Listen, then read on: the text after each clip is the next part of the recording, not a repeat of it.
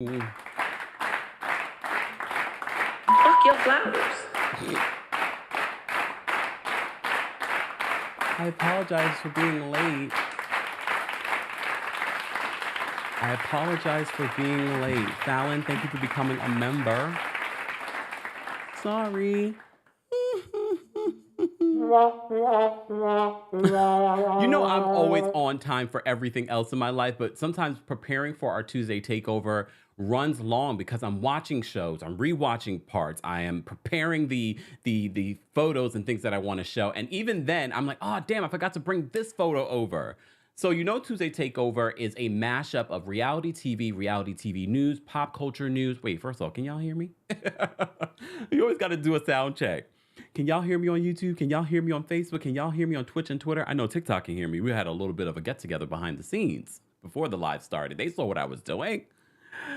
Hey, Mama Allie. Hey, Cherie. Hey, Gigi. Guys, let me know where you're watching from. This is our Tuesday Takeover. We're covering a bunch of different shows, including 90 Day Fiancé, Before the 90 Days, 90 Day Fiancé, Love in Paradise, little things that we're going to talk about in regards to that particular episode. 'Cause I feel like that episode goes so quickly, and then I'm just like, what happened?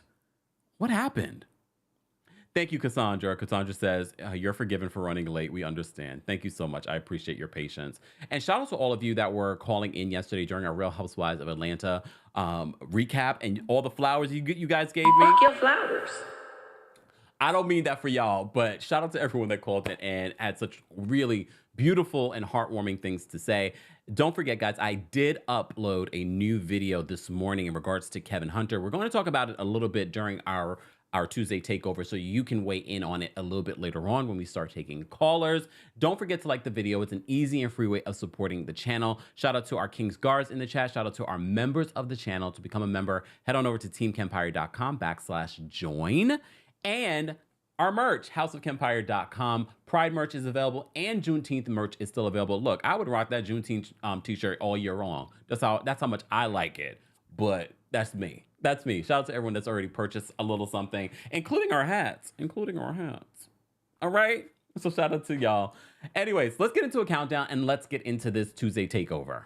Let's go. Baby, baby, won't you listen to me? I got that flavor. I know you're dying to feed. I ain't no dancer, just got some hip in my feet. Now throw your hands up. Ooh, you bring the lighter. I got the fuse.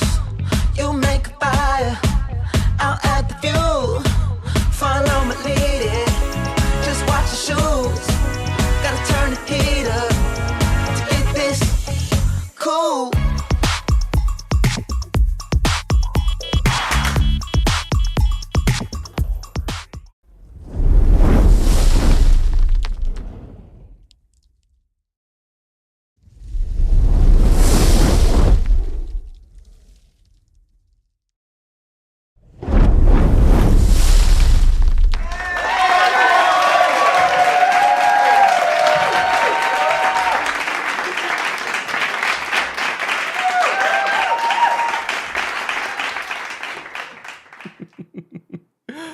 Welcome, guys, to the Kempire YouTube channel. Also, we're live on the Kempire and Kempire Daily on Facebook. We're live on Twitch and Twitter, and we're live behind the scenes on TikTok.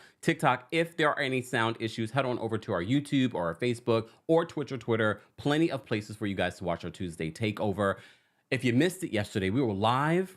Okay, we were talking about Real Housewives of Atlanta. Then we did our Summer House Martha's Vineyard recap.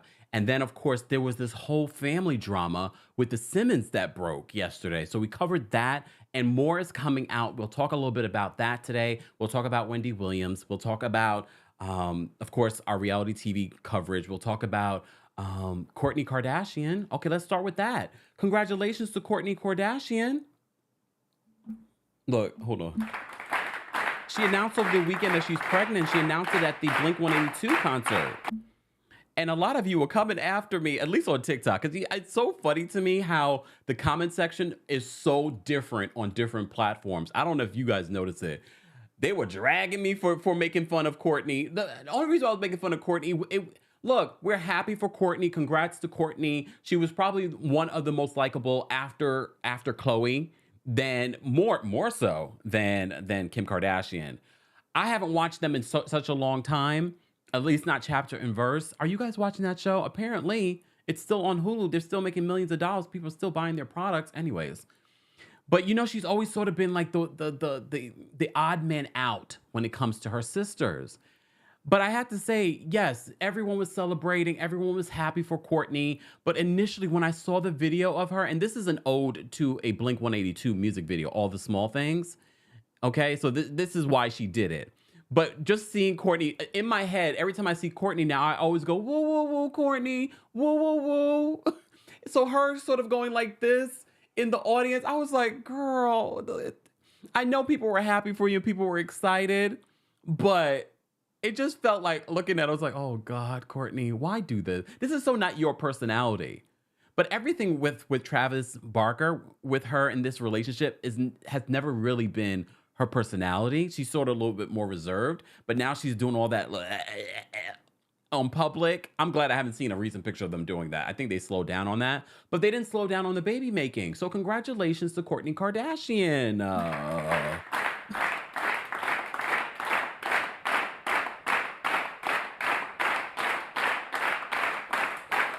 I mean, children are a wonderful thing.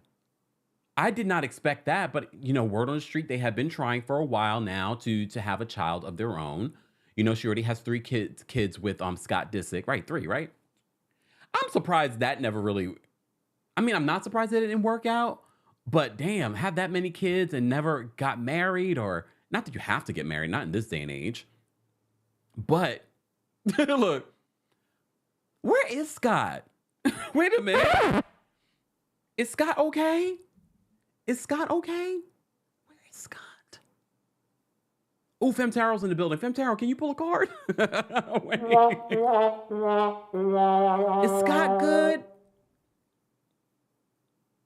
If you had to pick between Scott or Kourtney, who would you pick? Look, if you remember the early years of Scott, you probably would pick Kourtney. But now, years later, Kourtney being Kourtney, who would you pick? Oh, wait, no. Better question. You know, we did a lot of polls yesterday. We're not going to do this poll, though. Better question. Travis Barker or Scott Disick? Doesn't even compare. Look, I mean, their pockets don't even compare. But congratulations. There's a lot of babies in that family. Oh, my goodness. Khloe just had a baby via surrogate with that man. As Grace would call him, Trash Can Thompson. Look. All right, let's move on. So that's our good news. And you know what the other good news is? Shout out to all of you for all the love that you sent to us and our platform and everything that we do here. So shout out to you guys. That is also the good news.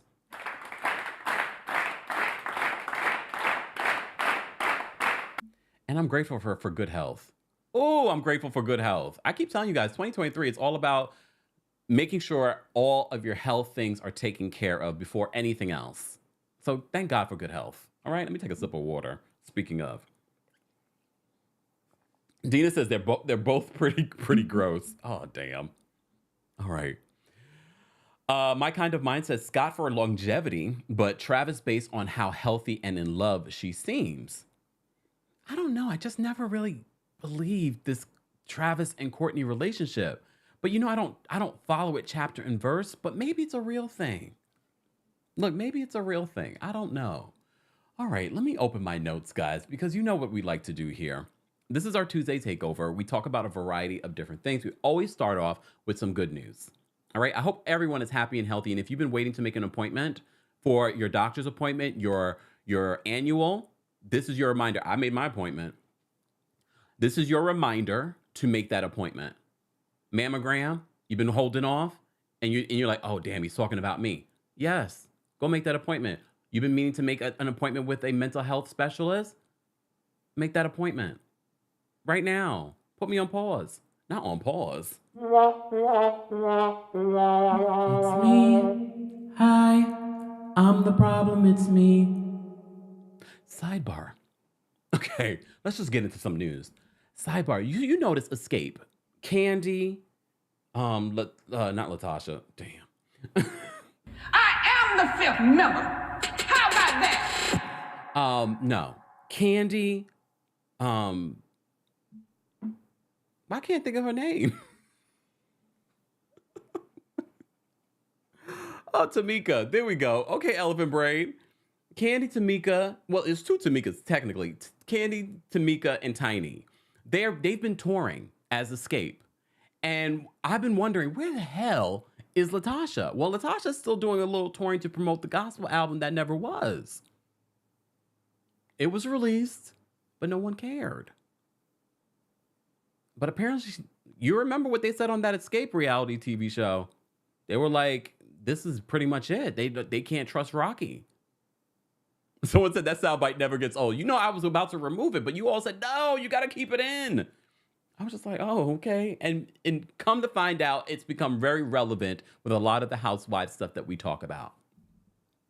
We'll revisit Kandi in a few, but I wanted to mention that they're pretty much, Latosha's gone. Is it over for her and Xscape? I know she has denied that. She says, I came up with the name. That don't mean nothing. They're touring and making all kinds of money without you. Oh, see, Terry says, you just reminded me. Let me call my primary care doctor back and schedule. Thanks for the reminder. See? Come on now. I know some of you are sitting on it like, oh, I'll do that later. No, do it now. I'll wait. No, I won't. No. Put me on pause and then come back. Justin says, erasing Nene like Bravo. Well, Sharon called in last week and told us that Nene being erased from the Bravo promo for season 4, they've taken that whole little thing out on the Peacock episode. So they heard you. So we haven't really been live since then. They heard what you guys had to say about that. So they have taken that part out because I really felt like that was unnecessary. You didn't look, I understand why you wouldn't include her, but it wasn't necessary for the story that you were trying to tell. Omar says, I just finished my 3-month routine visit at my PCP. See? Come on, people, take care of your health. Money, fame, love, none of that matters if you're not healthy. You can't enjoy any of that stuff without your health. All right, so I talked about Kandi and Xscape touring. What else did I want to talk about? No, we'll move on because I want to come back to Real Housewives of Atlanta. Did the ratings come out yet? Please hold. Because I want to cover that too, if it's come out from our friends over at TBD. So let me see if they posted it yet. Nothing yet. Guys, if you didn't listen to my podcast, because I know you've probably been waiting for me to talk about the Real Housewives of Potomac, I talked about the Real Housewives of Potomac and everything that's been coming out from there on the podcast. That's the only place that I've talked about it. So be sure to check that out. Kempire Radio on your favorite podcast platform. Let's get to 1,000 reviews over there. Don't forget to do that. Yeah, I don't see the ratings yet. It must be a little late today. Okay. Hold on. I want to grab this comment. Yes, Professor Sagittarius, this is what I was referring to. They said, did you hear about Tamika Scott, not Tamika Scott being erased? Don't you mean Latosha? Don't confuse me with the names. You already know with these names. Latosha's taken over a lot of, Tamika has taken over Latosha's parts during these shows. Well, look, what do you expect? But you know what I said before. I don't like Xscape without all the members, but then based off of the reality show, I changed my mind. I was just like, they can't work with you. They can't work with you. Look, they can't work with you. Let me just pin this. There we go. Shout out to our King's Guards for holding us down in here. See, John wants the link for Kempire Radio. Head on over to kempireradio.com, but our mods will post a link in there for our Apple, Spotify, Stitcher. We're on all the platforms for our podcast. All right.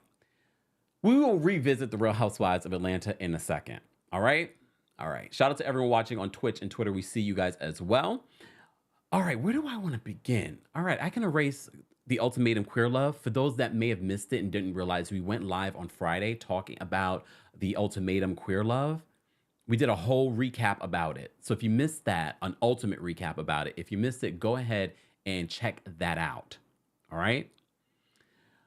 In other TV stuff that I watched over the weekend, sometimes I really need to take a break from watching shows that I have to talk about or recap, unless it's such a good show that I want you guys to know about it.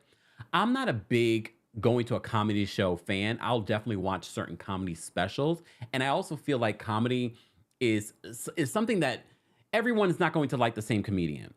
You know what I mean? But for some reason, the last two Netflix specials that Wanda Sykes has done have been superb. Did you see her new one? Wanda Sykes' Netflix special, her newest one, right now, go ahead and go watch it. It was so funny. And I don't care about the old jokes about her French wife. I like it every time she does it. And she mixes comedy and real life stuff that are happening.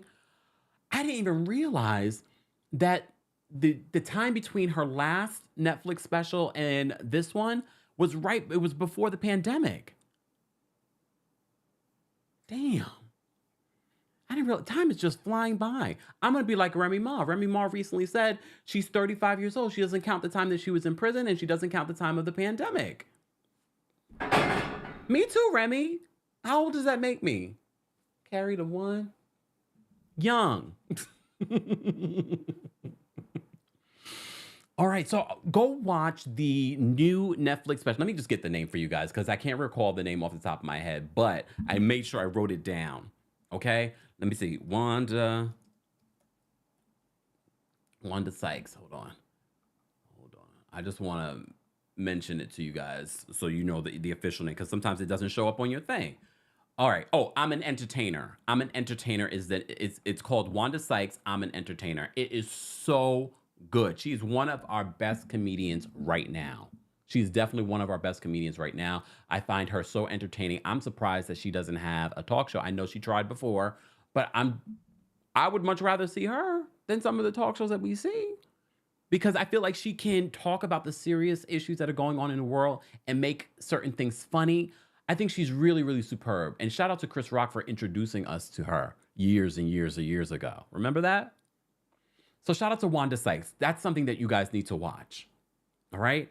So let's get into 90 Day Fiancé. First off, in some 90 Day Fiancé news, remember we were just recapping 90 Day Fiancé The Other Way?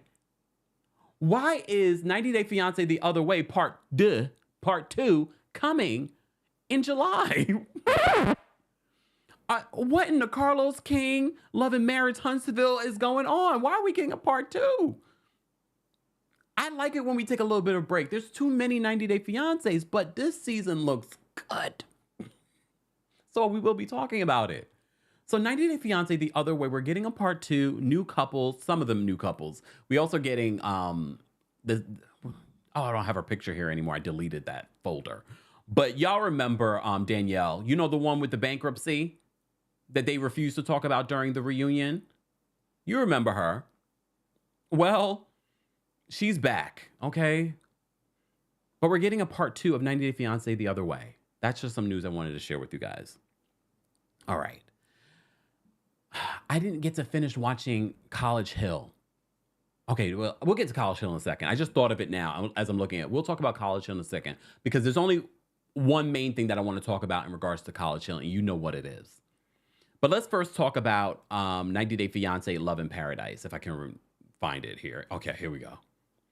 90 Day Fiancé Love in Paradise. First of all, the man, okay. Lydia and Nicole, they just want to be on television. That's the only reason why they're back on our television. I never believed in this relationship. He calls his his old girlfriend, he calls her, she flies from Colombia to the DR so that they can film. I don't believe this storyline. I would not put it past producers for creating this whole fake storyline. But do I believe this man has more chemistry with his old girlfriend that's coming back in his life? Yes. She's gorgeous. Sidebar, Lydia, before y'all come on camera, her makeup was all fudged up here. I don't believe them. I believe they just wanted to be back on this television show. I don't believe there was any chemistry between her and this man. Tanya, I'm not gonna even read your comment because I was like, whoa, wait. I do like the premise of 90 Day Fiancé Love in Paradise. It's not a big difference than, like 90 Day the other way, 90 Day Fiancé the other way. It's very much the same idea, just different couples.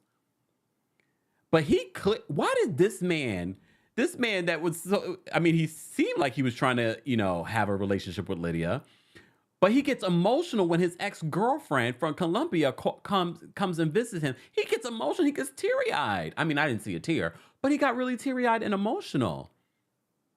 And the reason why they originally broke up, she felt like he was getting a little too serious too fast. I was happy for him. Anyone else? I was happy for him. I was in my feelings for the man. I was like, oh, he's getting emotional. He's getting emotional. This is his real love, not Lydia. Lydia, I wish love for everyone. Lydia, I don't know what you want. I don't think you really want love. And according to Nicole, her last relationship was Nicole's father. And if you don't know the history behind Nicole's father and Pedro's father, Lydia was the other woman.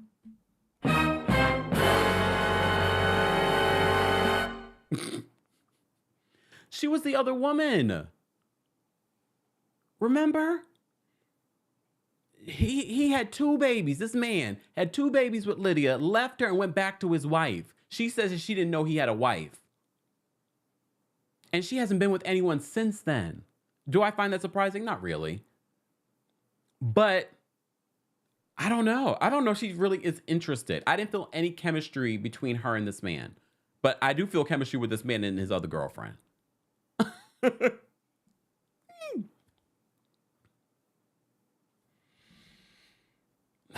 What other... Okay. All right. We didn't see these two, the 2 tops. We're going to just call them the 2 tops, not Carlos and Valentine. We're going to call them the 2 tops who don't want a bottom. What is going on? They're not in this week's episode. I will say this, and I still forgot to get the picture. You know the young lady, the blonde lady who has the boyfriend, I think from Colombia too. He's a bartender on a cruise. He spoke to some other girl who reached out to her and said he cheated on her. He denies it. He said he's just a little too friendly. And now she's pregnant with his child, but she has 2 other kids already. Well, we see them leave this week. That's all I have to say about that couple. There's nothing else. You like it, I love it. You're already pregnant by the man. What do you want me to do? He says that he wasn't sure if he was ready to be a father of 2 and now a father of 3, but now he's all in. Miss Nana says, Lydia, that's his name. I couldn't remember his name. Thank you, guys. Miss Nana says, Lydia seemed like she wasn't even trying with Scott. No, she wasn't interested, and neither was he. At least he was trying, though. I will say this. I feel like he was all in, maybe because he was getting paid. He was all in. Oh, Sonia says, yes, Colombian. Thank you. I can't keep up. There's so many damn reality shows I'm watching for Tuesday Takeover. I'm mixing them up. I'm like, was that on 90 Day Fiancé Love in Paradise or 90 Day Fiancé Before the 90 Days?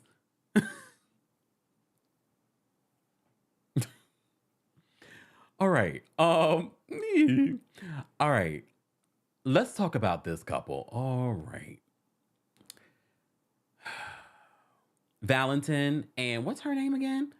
You guys remind. She's a doctor. She's a doctor and she's no dummy. She also has a business in DR as well. There's something about, did y'all notice something in this episode with her, the doctor? I'll just call her DR. DR in the DR. Okay?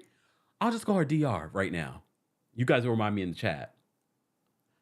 Did you guys notice how she went from speaking like this,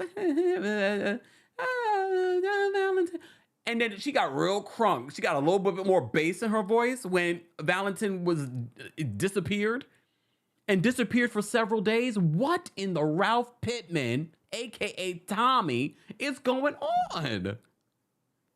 He disappeared for several days, but I don't believe their story either. You notice he can't act. I find that he always wants to laugh at her, and I'm not sure if he's just laughing at her because she's so ridiculous sometimes. Dr. Bougie, thank you, GGF. That's better. That's better.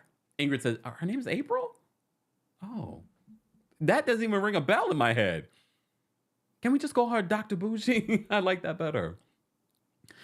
So he disappeared. Homeboy disappeared for several days. Wait. She's at this beautiful resort. She pays for everything. But their relationship kind of ends in this episode because she's like, I've been giving you money and things like that. He feels like she looks down on him. And then he called her a gringo. She gets offended. But even her, she wanted to laugh. He smiles as he walks away. I was like, this is not real. This is not real. DGF, did you notice? Did you notice how the bass in her voice changed? When he disappeared, because he said he was going to go to his family friend to feed the dog or something like that, disappeared for days. Let a mother father go MIA on me for days. I wish a mother father would. I wish. Felicia says that she was so rude to his family. Look, is rude the right word? I just feel like she has these things about her that she can't help. Paige says he was mad that she wouldn't use his mom's toilet. Yeah, but I just don't believe it, especially because he kept on having that smirk. I couldn't believe him. If I felt like he was really angry, like Johan, I know Riz. I was like, where'd that come from? All right. Anyways, Teresa says, "Oh, Kourtney shares my birthday. I married a Scorpio 2 girl. Bad move." Anyways, but he went missing for several days, and then when she finally finds him, he has like no remorse. My thing is if this is how he deals with conflict, disappearing, then I couldn't deal with him. Exactly. Robin says she has social tics and abnormalities. Look, that's why I can't really judge her, because I think it might be like, it might be something mental. Not mental like that. You know what I mean?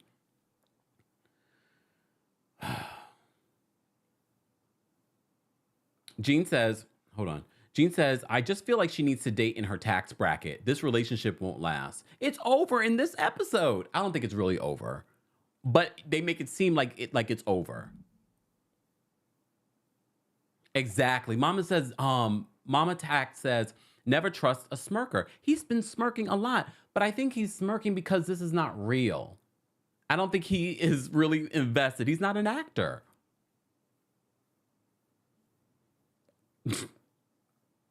Anyways, guys. All right, let's move on. So I just want to briefly talk. If you're just joining us, this is where we talk about a variety of reality TV news, and pop culture news. We have a lot to cover. So let me move on from 90 Day Fiancé, Love in Paradise. Replay crew, later on crew, don't forget to let us know your thoughts in the comment section as well. We are also raising money for the Trevor Project. Help us get us to our goal of $2,500. Go check out our last video. You'll see somewhere, and if you're part of the replay crew, you'll see it somewhere around here, of our fundraiser for the Trevor Project. We're almost at 1,000, but we have to get over 2,500. We've definitely done it before. I know that we can do it together. All right. Let me move on. All right. I can close this. Let me see something here. I just want to briefly talk about this show, College Hill, Celebrity Edition. I did not get to finish, but I watched the majority of this episode. I completely forgot to finish this episode. But this will lead me into the other part of the story that I want to talk about.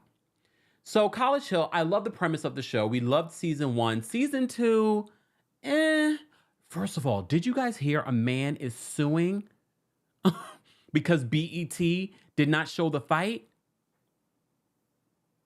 Did you guys hear that? A lot of people now want to be in on a class action, suing BET because they did not show the fight between Amber Rose and Jocelyn Hernandez. Last week, we were talking about Jocelyn getting arrested, and she's facing 4 different charges, including assault and resisting arrest. According to you guys, you were saying like, well, apparently those charges weren't related to the fight that we saw on social media. Since then, this girl, look, okay, let me just talk about the episode before I get into what she's doing now. So we see the aftermath last week, and now we see whether or not these two will be expelled, suspended. No, they're both, spoiler alert, expelled from the college. They're expelled because there's a zero tolerance policy. Some people are saying that Amber should have been expelled, not Jocelyn. You guys will let me know what you think about it. I think, look, zero tolerance policy, here's the thing, we didn't see the fight, so it's hard for us to judge. Look, we didn't see the fight. Was Amber, was Jocelyn hovering and scared? Well, no, you got to think about what I was telling you last week. We were talking about Jocelyn bullying everyone in the house. We were talking about that.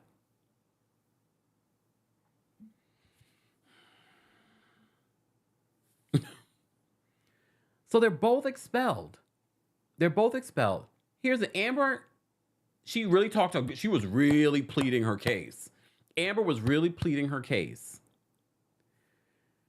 But she was upset by the end when they were like, sorry, we have a zero tolerance policy and you were the aggressor in this situation. Jocelyn comes in, and let me tell you something. Maybe I'm a little getting too soft. I felt for Jocelyn. You know why? When Jocelyn was crying and talking about why she shouldn't be expelled, first of all, her justification, free country, free speech. No, Jocelyn, that's not how free speech works, honey. However, I literally looked at Jocelyn and I saw and heard a little girl. And I don't mean that offensively. What I mean is that I felt like she digressed to a little girl in that moment. And I'm just like, oh my goodness. I feel like she is literally triggered by the trauma that she's gone through when she was younger. I'm not making excuses for her behavior on or off television. But in that moment, I was like, oh, shoot. I think she's being triggered. I think she's being triggered.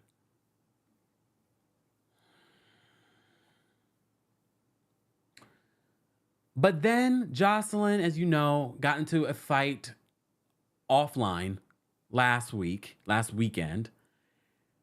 And you've seen the video. We're not going to show you the video. She was arrested, apparently not related to that, related to something else she may have been doing.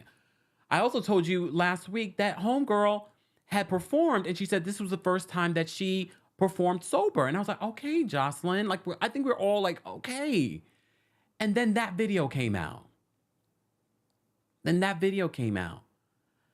Jocelyn is now, look, hold on. Let me take this down. Jocelyn, this is her mugshot. You know Jocelyn is selling merch with her mugshot on? And some of you said, well, she has to pay her legal fees. What was the point of the behavior, the shows that she has on Zeus and her performances and the music? And I know you're saying, Kemp, the music. That birthday song was actually popular. Y'all were playing it. Every time y'all got a birthday, that's the song y'all playing now. That might be bigger than the birthday song. Okay, maybe not. Fuck your flowers.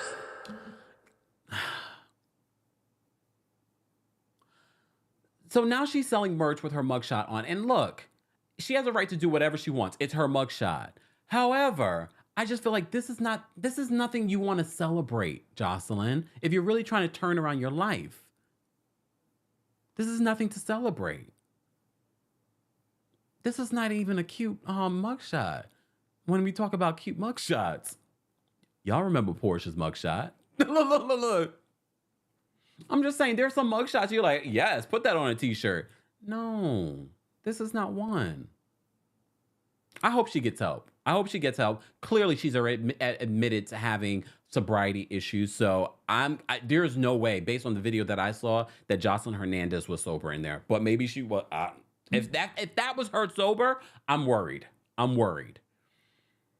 So that's all I have to say this week in regards to College Hill Celebrity Edition. I know more happened in the episode. Everyone's reacting to both of them being expelled. It looks like the house will probably miss Amber more than they will miss Jocelyn. Okay, moving on. Look, moving on. Where do I want to move on to, though? Let's move on to another pop culture related news.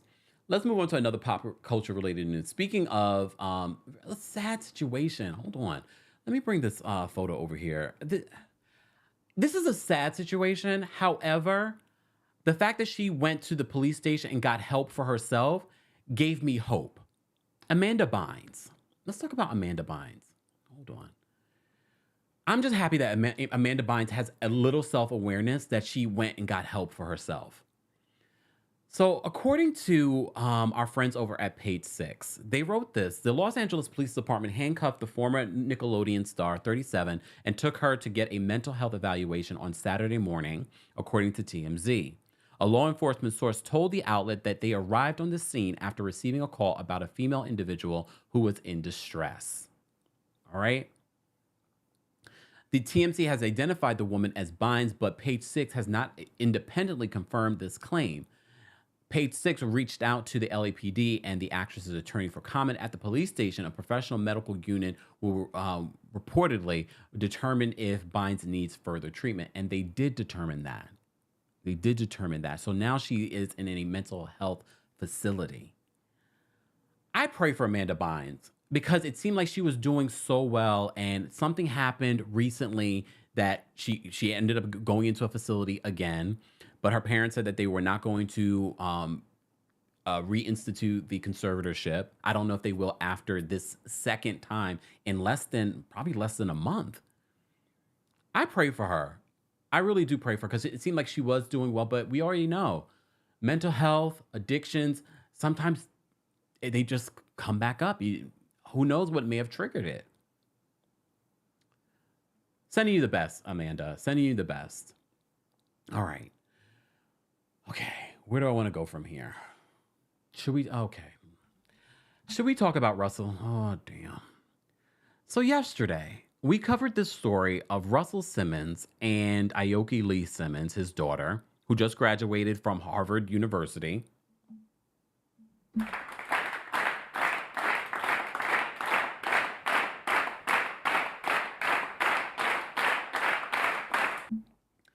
Well, she shared a lot on social media. She shared a lot. Kimora shared a lot.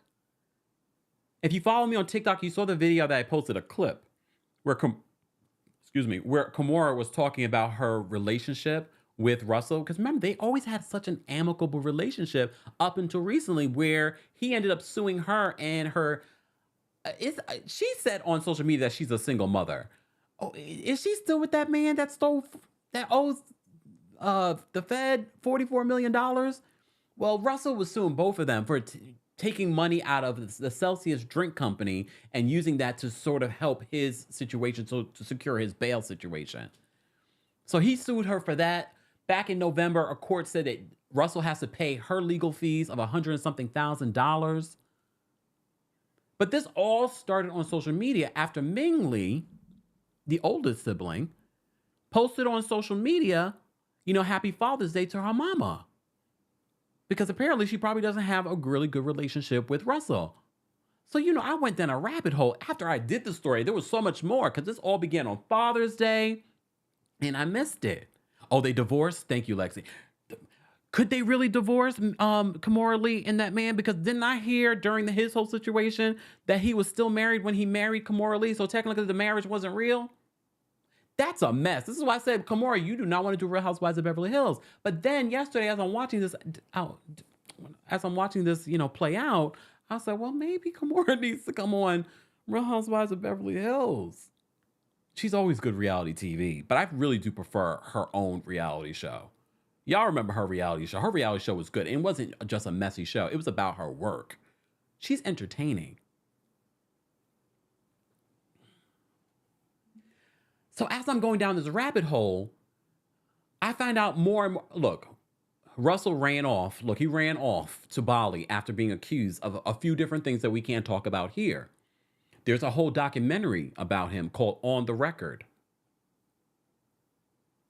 And then there's so many of you that have met him in the comment section that are like, well, when I met him, da da da da da da da. Shut up. Kimora's a Taurus? Y'all are lying to me. Y'all are lying to me. Y'all are lying to me. There's got to be some fire sign in her too, though. But back to this. Is Kimora really a Taurus? Someone confirm that for me. You know we talk astrological signs. I don't care what y'all think. Well, no, we appreciate it. So as I'm going down this rabbit hole, this all started on Father's Day. Of course, Russell, being an internet troll, started posting things on his Instagram story. And apparently for a while now, since the legal troubles between Kimora and Russell, he's been harassing his daughters. Aoki and Ming said that, he was fine before all of this stuff. His relationship with Kimora was fine before all of this stuff. But his calls and harassing calls, not just harassing his daughters, but harassing his daughters' friends. Shut up, Ishi. Kimora Lee Simmons is a Taurus? And she's a May Taurus?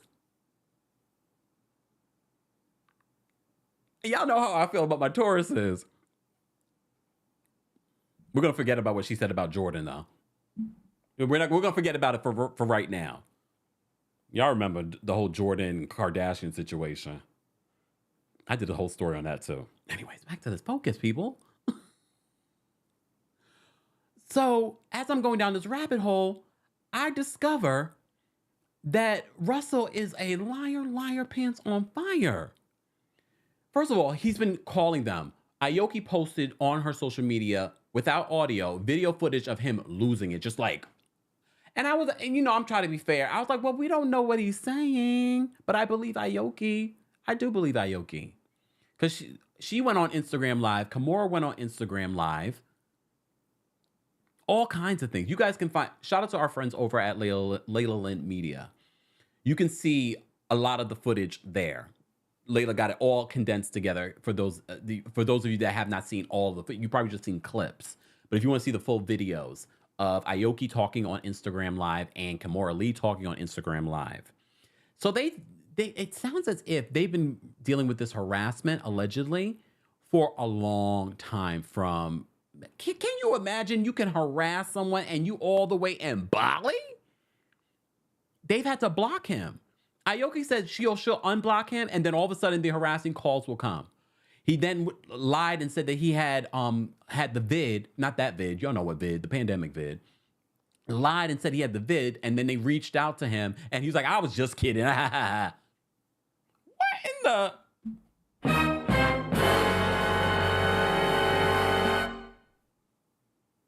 Okay. So they've been dealing with this a lot. And this is part of the reason why they've come out on social media to talk about it. So Kimora did an Instagram Live. Aoki did an Instagram Live, basically sharing their sides of the situation. During Kimora's situation, Kimora dropped some tea, y'all. I don't recall Kimora ever confirming, and she didn't technically confirm that they had a relationship while she was in high school.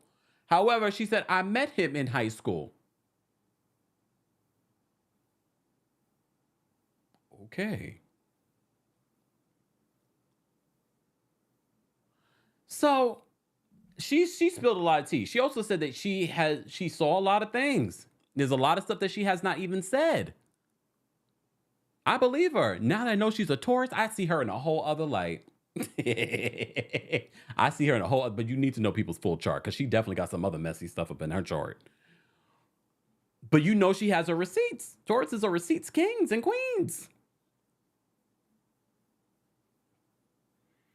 So the whole situation just went crazy yesterday. We were busy minding our business talking about the Real Housewives of Atlanta. We were talking about Summer House Martha's Vineyard. And y'all were like, Kempire, did you see the Simmons situation? I was like, what situation? And then even after I did my video, I continuously went down a rabbit hole. But I do talk about their legal situation. So it got pretty bad yesterday between the two of them. So of course, Russell wanted to save face and posted on his social media in response to all the backlash. And when Aoki was on Instagram Live, if you've seen the video footage of her on Instagram Live and you see the comments, you see Uncle Russell Simmons in the comment section, love you. Sir. Look, sir. All right, let me show you what Russell posted on his social. Hold on. So he posted this on his social media yesterday after all of this hoopla. All right. So he says, God is testing you a little bit. It's okay. Be strong. They are called growing pains. As you know, we grow through adversity and struggle. You read my books and you heard me preach your whole childhood. Reach back to old lessons and remember to remember, quote, smile and breathe. Smile and breathe. You are the watchers of this world. So let go, be at ease. God is driving and he is working on you. Then he says, deeply sorry for being frustrated and yelling. But know this, there are no conditions. For sure, I love you guys more than I love myself.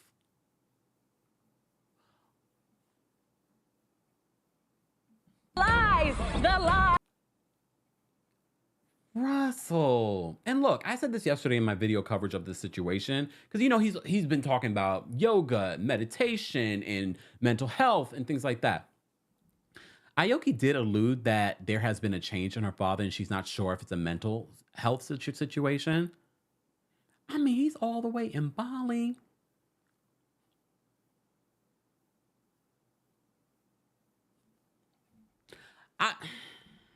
We don't know. We don't know if that's the situation.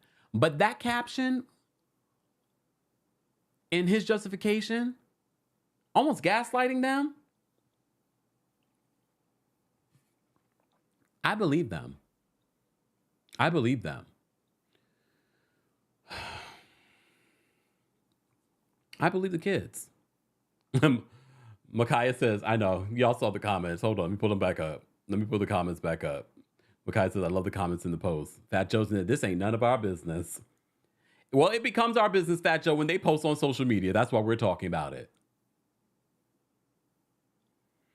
So that is his response to everything that played out on social media yesterday.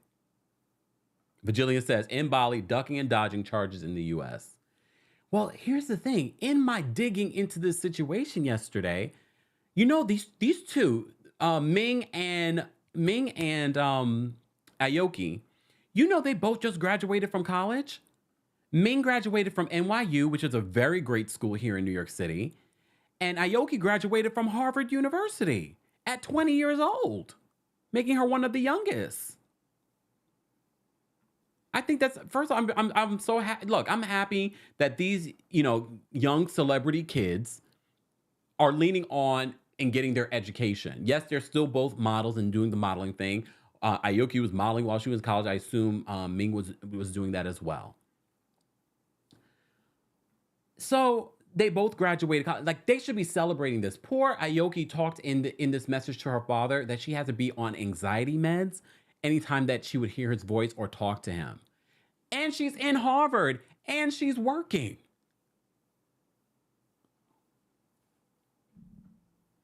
I can't even imagine. But if you know anything about divorce and you know about parents that have conflict, a lot of times this happens to the children. But it seemed like Kimora and Russell really had a very amicable divorce. Maybe because, as she said in her video yesterday, she knows a lot of things. Maybe that's why. And I think Russell used to give Kimora everything that she wanted in that divorce because she knows a lot of things. Exactly.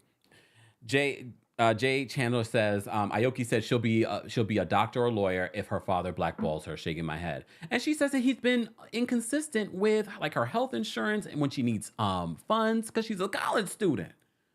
But she was also working. I'm not worried about her. I'm not worried about her. Her mom, Kimora, does very well for herself too. Damn, I missed that show, that reality show with Kimora. Sakara says, I don't believe all of it, especially since these issues come up after he cut them off.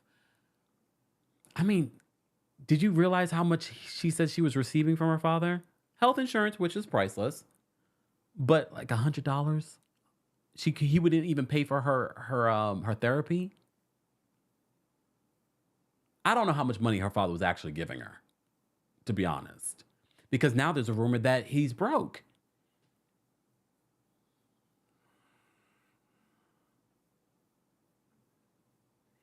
We shall. Well, Miss Brooke, this is what I'm wondering. I'm like, what happened? Miss Brooke Diamond says the fact that all of a sudden things changed, they were fine before. You have to wonder what the catalyst for the change is. Yeah, because they had such an amicable divorce, and after divorce, this is all very new. But like I said, Aoki did allude she's not sure, but she feels as if maybe something mentally might be going on with Russell. Who knows? Who knows? Anyways, was there anything else that I wanted to say about the situation? No, I think I'm done. If you missed our coverage of the Russell Simmons and family drama, be sure to check out our video from yesterday where I talk extensively about some of the drama that played out on social media, but also the legal situation that Aoki refers to multiple times in her posts. All right.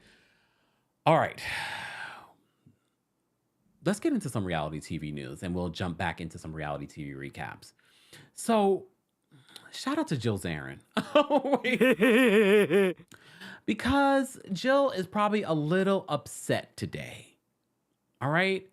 Poor Jill. Woo, woo, woo, Jill. Woo, woo, woo. You know the Real Housewives of New York Legacy show that was supposed to happen, but it didn't happen because Jill Zarin wanted more money. Well, she said she wanted everyone to make the same. And a lot of people are saying, well, not everyone's going to make the same because you haven't been on TV in a very long time. So Jill wanted all the money. That caused an issue for this cast in ever happening. Then someone came up with the idea, let's do an Ultimate Girls Trip version of RHONY Legacy. Well, TMZ is reporting. Oh, hold on. I got to save this comment.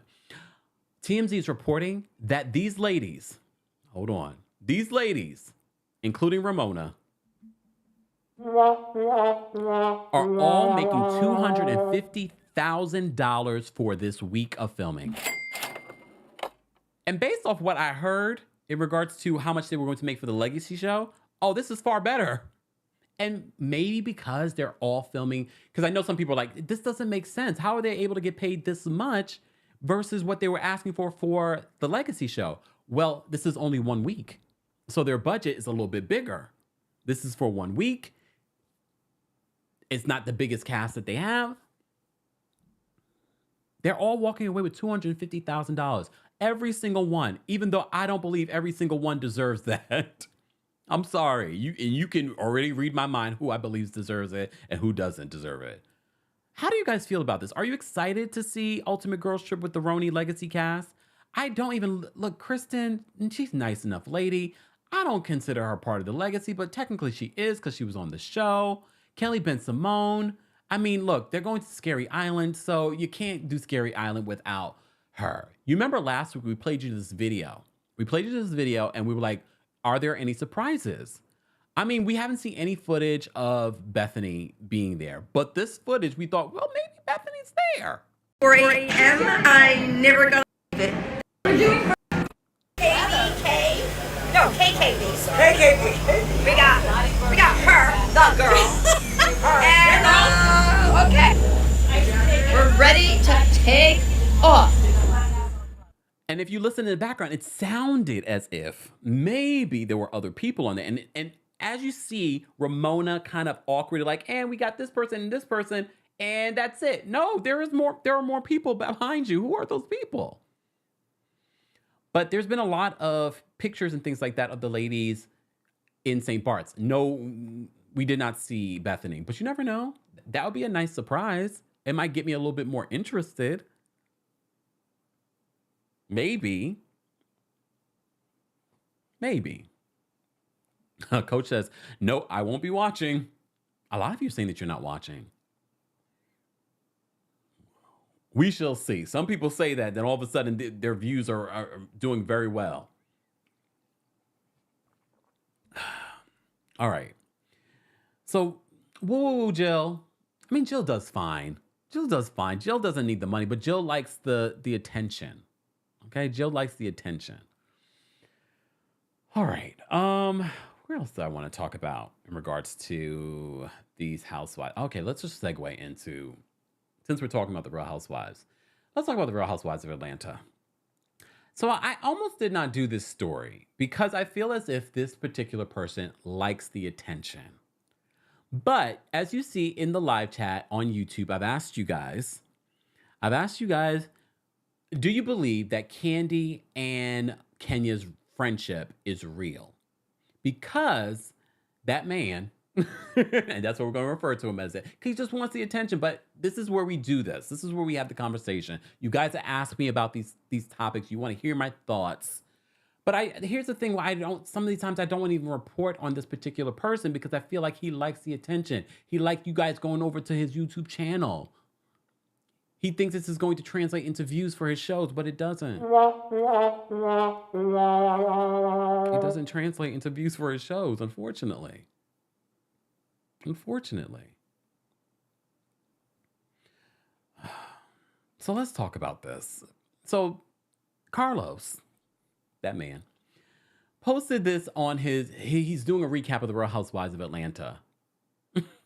And a lot of you were tagging me like, oh, did you see what Carlos said? Da, da, da, da, da, da. All right. Let me play this clip for you. Doesn't mean that she needs to choose you over Marlo.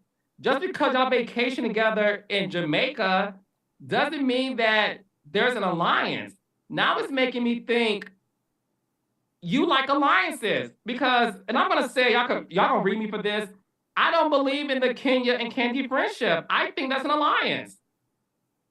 It's not genuine to me based on how Kandi treated Kenya when she got on the show because Kandi was indeed loyal to Phaedra.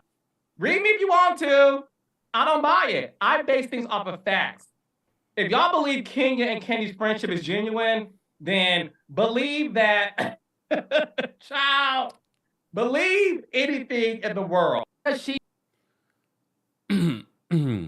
I'm gonna believe anything than you, Carlos. I was sort of like, wait, where did this come from? And first of all, he's basing it off of old facts. Old facts. Do I believe that Kandi and Kenya did not see each other? There's footage of their friendship from over the years. Do I believe that now, currently, they do not have a friendship? And I'm not going to even cite their most recent trip together for Kandi's birthday. These women are hanging out outside of this show.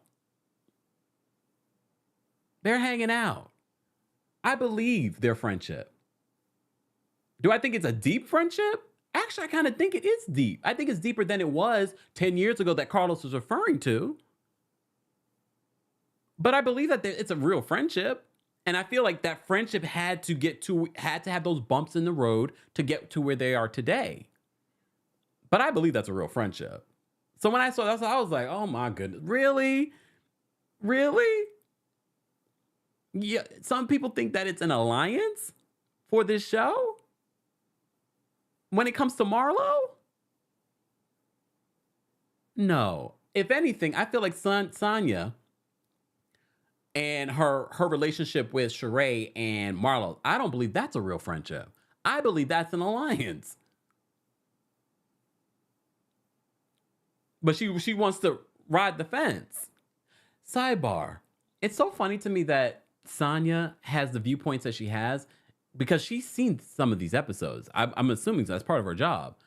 You still ride with Marlo in these interviews? It's so interesting to me. Because you're seeing what we're seeing. And even the Marlo fans are like, that's a reach. So I wanted to bring this to you because this is what we do on Tuesday Takeover. I was not going to do a separate video talking about this because at this point, I feel like Carlos says and does these things and asks these questions of certain housewives to garner people's attention and conversation. And I almost did not even do the story because I was like, oh God, here we go. Y'all got me listening to that.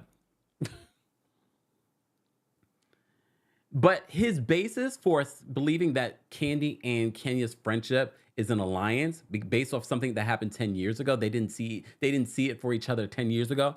Well, a lot has happened in 10 years. Rome was not built in a day.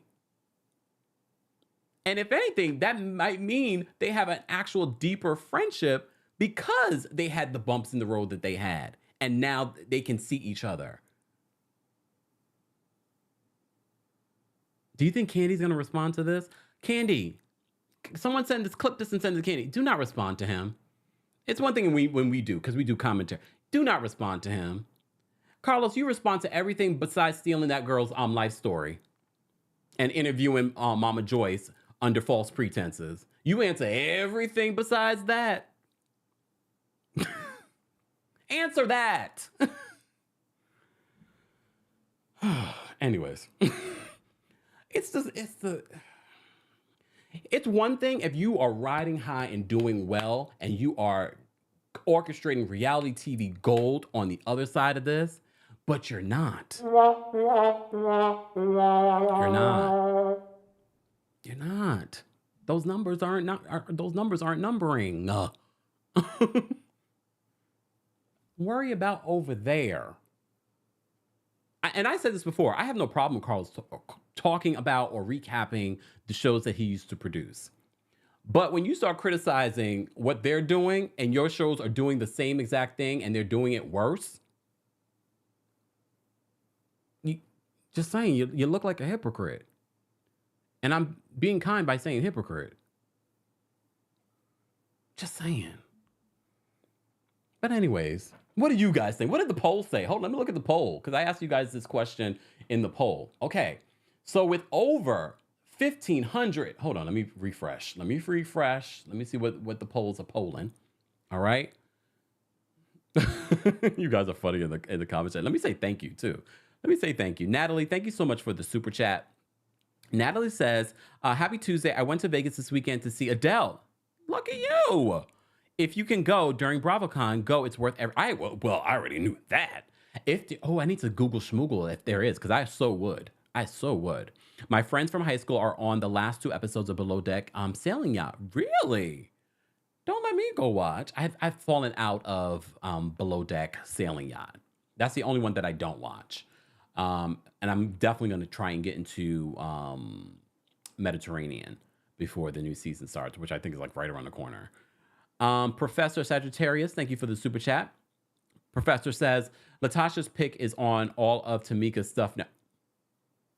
What do you mean on all of her stuff? I gotta Google schmoogle that. Wait, didn't she talk about that though? Didn't Tamika talk about that in her receipts video? How all her stuff had been changing? Has more stuff changed? I kind of miss talking about the Xscape reality show, to be honest with you. Anyone else? I definitely do. All right. Hold on. Oh, speaking of Below Deck, sidebar. Speaking of Below Deck, I do want to mention this. Hold on. Let me save this. Save. Speaking of Below Deck, you know Captain Lee. We all miss Captain Lee. Captain Lee is not returning next season. Our friend over at TV Deeds are writing this. Captain Lee has addressed his exit from Bravo's Below Deck franchise for the first time. In a new interview with OK Magazine, Captain Lee dished on his final season of Below Deck. As you know, that just wrapped season 10. He says, I'm not sure if it's all that far behind me yet. He told the magazine, revealing that he has other projects in the works with Bravo. I'll be working with them on some other projects, so it's almost like nothing really changed. Is this damage control? Because, you know, Captain Lee has been on social media basically saying that he wasn't asked back. So the fact that we're still talking about this says to me that maybe Bravo reached out to him and now, you know, fans were like, we want Captain Lee. We want Captain Lee. All right. So they said since launching back in 2013, Below Deck has grown into one of Bravo's most important franchises, regularly bringing in ratings and spawning multiple spinoffs. So Captain Lee admitted to OK that what's really mind-blowing, because when you first start, especially with doing something that nobody has ever done before, like filming on a moving boat, it's kind of scary. You don't know how it's going to be received or how it's going to go. I don't think anybody expected it to be received as well as it was. And then when it did, the whole thing just exploded in a good way. Look, we will miss Captain Lee, but it's good news to hear that he will be back on Bravo doing something, Bravo related. All right. Rip Me Out the Plastic. Thank you so much for the super chat. We appreciate you supporting the channel as well. Miss Brooklyn Diamond says maybe bringing him back in another capacity. We'll see. We will see. I wonder what idea they have in utilizing Captain Lee will look like. Anuli, thank you so much for the super chat. Anuli says, I appreciate Chris Rock pushing for Black women behind the scenes, and he's been doing that for years. Some people that we know and some people that we don't know. He pushed for Wanda Sykes, Tashina Arnold to be on Everybody Hates Chris, and for Leslie Jones too, to get on SNL. And a few other people I just can't even think of at the moment. Thank you, Anuli, for the super chat. April, thank you for the super chat. April says, heck, if you can sue the hot sauce company, Texas Pete, for false advertising because it originally made in North Carolina, then why not sue BET for not showing the fight? I mean, we're such a litigious society here in the States. Such a litigious society. I mean, look, if you have the money and the time, I guess. Now other people want in on that lawsuit. Okay, Dr. Payne, thank you for being a member for almost 2 years. Dr. Payne says, May Taurus, you guys are the nice ones. You're right. Look, you're right. Tiana, thank you for the super chat. Tiana says, I don't like how everyone accused the children of being selfish rich kids. They always go to that. And not the fact that Russell is committing financial abuse towards his kids by withholding money for their support, like for mental health. Thank you, Tiana. Just Jazzy, thank you for the super chat. Just Jazzy says, hey, new member, first live. Yes, I love you and I love your platform. Been ghost watching for a while, and baby, I have thoughts. Iowa Blacks here. Jazzy, thank you so much. And shout out to everyone that watches in the bushes. I appreciate however you watch, but I love it when you guys come out of the bushes and you let me know. Okay. Janelle, I saved this comment. Janelle says, Kempire, I just read Kimora's birth chart. If her birth location is correct and she has a lot of air signs in her chart, her moon is Aquarius and her Mercury and Venus is in Gemini. So it explains. Oh my gosh. I'll talk more about this on the podcast. Janelle, you might have to come through the podcast so we can talk all this crap. Because that explains Kimora's personality. The French lady, are you still mad at us for the polls yesterday? Thank you for the super chat, French lady. She says, remember when Kenya and Cynthia fell out on Ultimate Girls Trip and Kandi said that they will be okay once her and Eva get them together because they are friends? Yeah. There's been so many other moments where there have been signals like, oh no, these people are really friends. These people are really hanging out. Her, Cynthia, Eva, who else? And then all of Kandi's other friends like Shamia and stuff like that.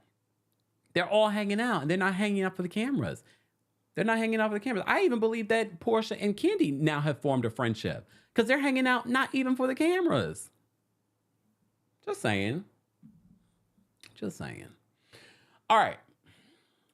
Where do I want to go? Let me move. Let's segue. Since we were just talking about some below deck stuff, let's move on to 90 Day Fiancé before the 90 days. All right. Okay, before the 90 days. It's one of my favorite shows. I say that every single week. I love this show. I'm okay so far with the season. I really fell in love with David's story. I really did. We don't get to see him this week, but I'm glad he's on the show. Misha, we focus on a lot. We get to know Misha's story. Misha is a former journalist. Hey, Portia.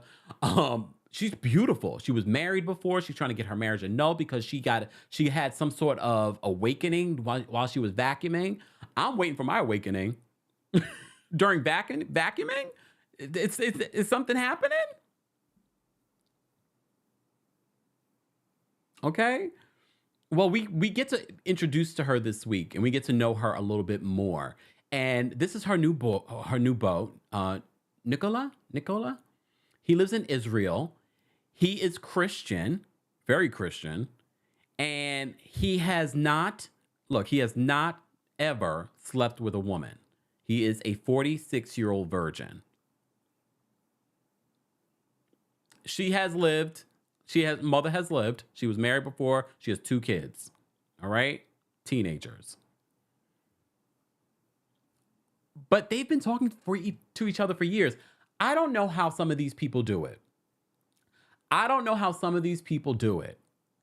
How do you guys do this? For years, you're talking to someone online and you haven't met them? You haven't felt their caress? You haven't kissed their lips? I understand the pandemic. However, I believe they've been talking for more than the pandemic years. But their situation is interesting. She hasn't flown there yet, but I mean, they seem to have the same values. That's how they met. Blanche, stop. I literally heard Portia saying this. I'm in the world of journalism. No, but Misha, it really is a journalist. Okay. She is really a journalist. Amanda and Razavan, I think they're a cute couple. I've said this before. I also understand where she's coming from. Her husband died not too long ago. So I understand her hesitation. This week, she's telling Raz that she thinks she might want to go back because she feels like the kids might be missing her. Look, a lot of you, when you go back to work, a lot of working moms are like, I can't do this. I miss my kids. She left the country to be with this man. He seems to be very into her. He's not trying to, pressure her into anything, even though she gave him a hickey.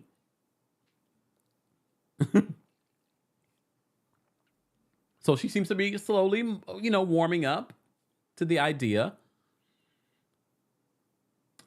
So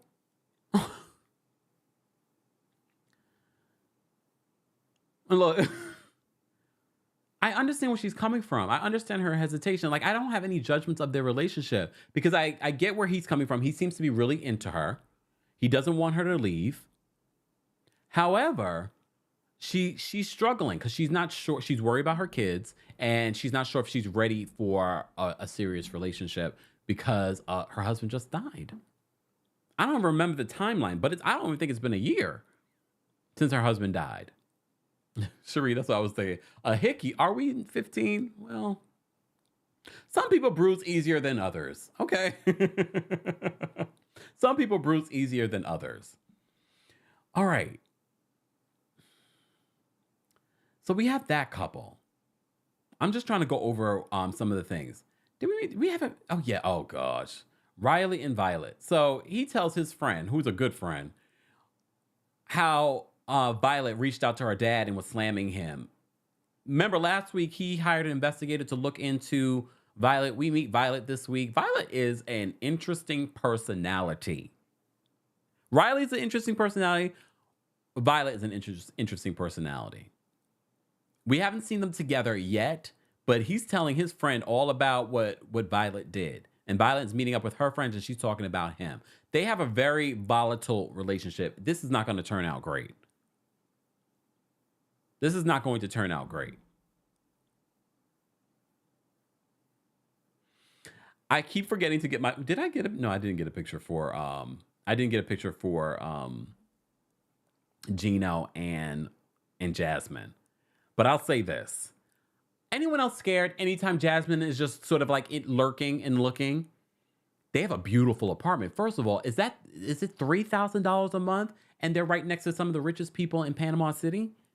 They have a fantastic view. Panama City looks beautiful. So apparently Gino's paying for this apartment. Gino's saying that she's all into this fancy nightlife, not nightlife, but into this new fancy luxury lifestyle all of a sudden. He said when he first met her, she wasn't into it. Now all of a sudden she's into it. She always got those eyes that scare the hell out of me. Anyone else? I'm worried for him. I was like, don't piss her off. Like, I'm worried for him. But he's a little strange too. Did he ever, remember when he took the hat off, he had that little patch of hair? Did he cut that off? You know, he never takes his hat off, not even during sex. She literally, they're on the balcony checking out the view because apparently they're having sexual issues. She's like, you want to check out the bed? He's like, no, check it out later. She's like, no, let's go check out the bed. She scares me. She scares me. Jasmine scares me. Those eyes, the way she speaks sometimes, I'm like, Gino, blink twice if you need help. Blink twice if you need help. Just asking. So I did not forget about Gino and Jasmine. Next week I'll have a picture for them. All right. We didn't get this couple yet. We got a preview of this couple, and I'm looking forward to seeing them because I feel like they're funny. There's some other people that are coming that we haven't met yet. Oh, woo. Let's talk about this one. What is his name again? Tyree. Yeah. So we found out that Tyree was talking to a man. No judgment. He thought he was talking to a woman from Barbados. Barbados? Right? Not Rihanna. So he thought he was talking to a woman. This week, he's like, I don't know if I believe the producers. Why do we have to believe this man? And then the producer shows the text message about how this person that was tricking Tyree for years. Tyree has been talking to this person for years, never did a FaceTime or a video chat with them. Went to Barbados to meet them. The person never showed up. Still wants to be in a relationship with them. And then when they tell him that it's a man, and no judgments, if Tyree wanted to explore, I'd be like, all right. Apparently, he's moved. He's moved when he sees a text message because the person says, I've been lying to Tyree for years. I needed the money, but I've fallen in love with Tyree. I don't know if they said they fall in love, but they say they love Tyree. Tyree's like, you love me? Tyree, it's not the woman you think it is. And you see the sister kind of looking at him like, are you trying to tell me something? Like in my head, I'm trying to think, look, Tyree, no judgment. It's Pride Month. Are you interested? Maybe. He seems like he's not convinced that this person is not who they say they are. You've been catfished, Tyree. Whoa. You've been catfished. But he's not convinced. Producers are eating this up. You know they're eating this up. But they did their job. They were like, we found information. We found out he's a man.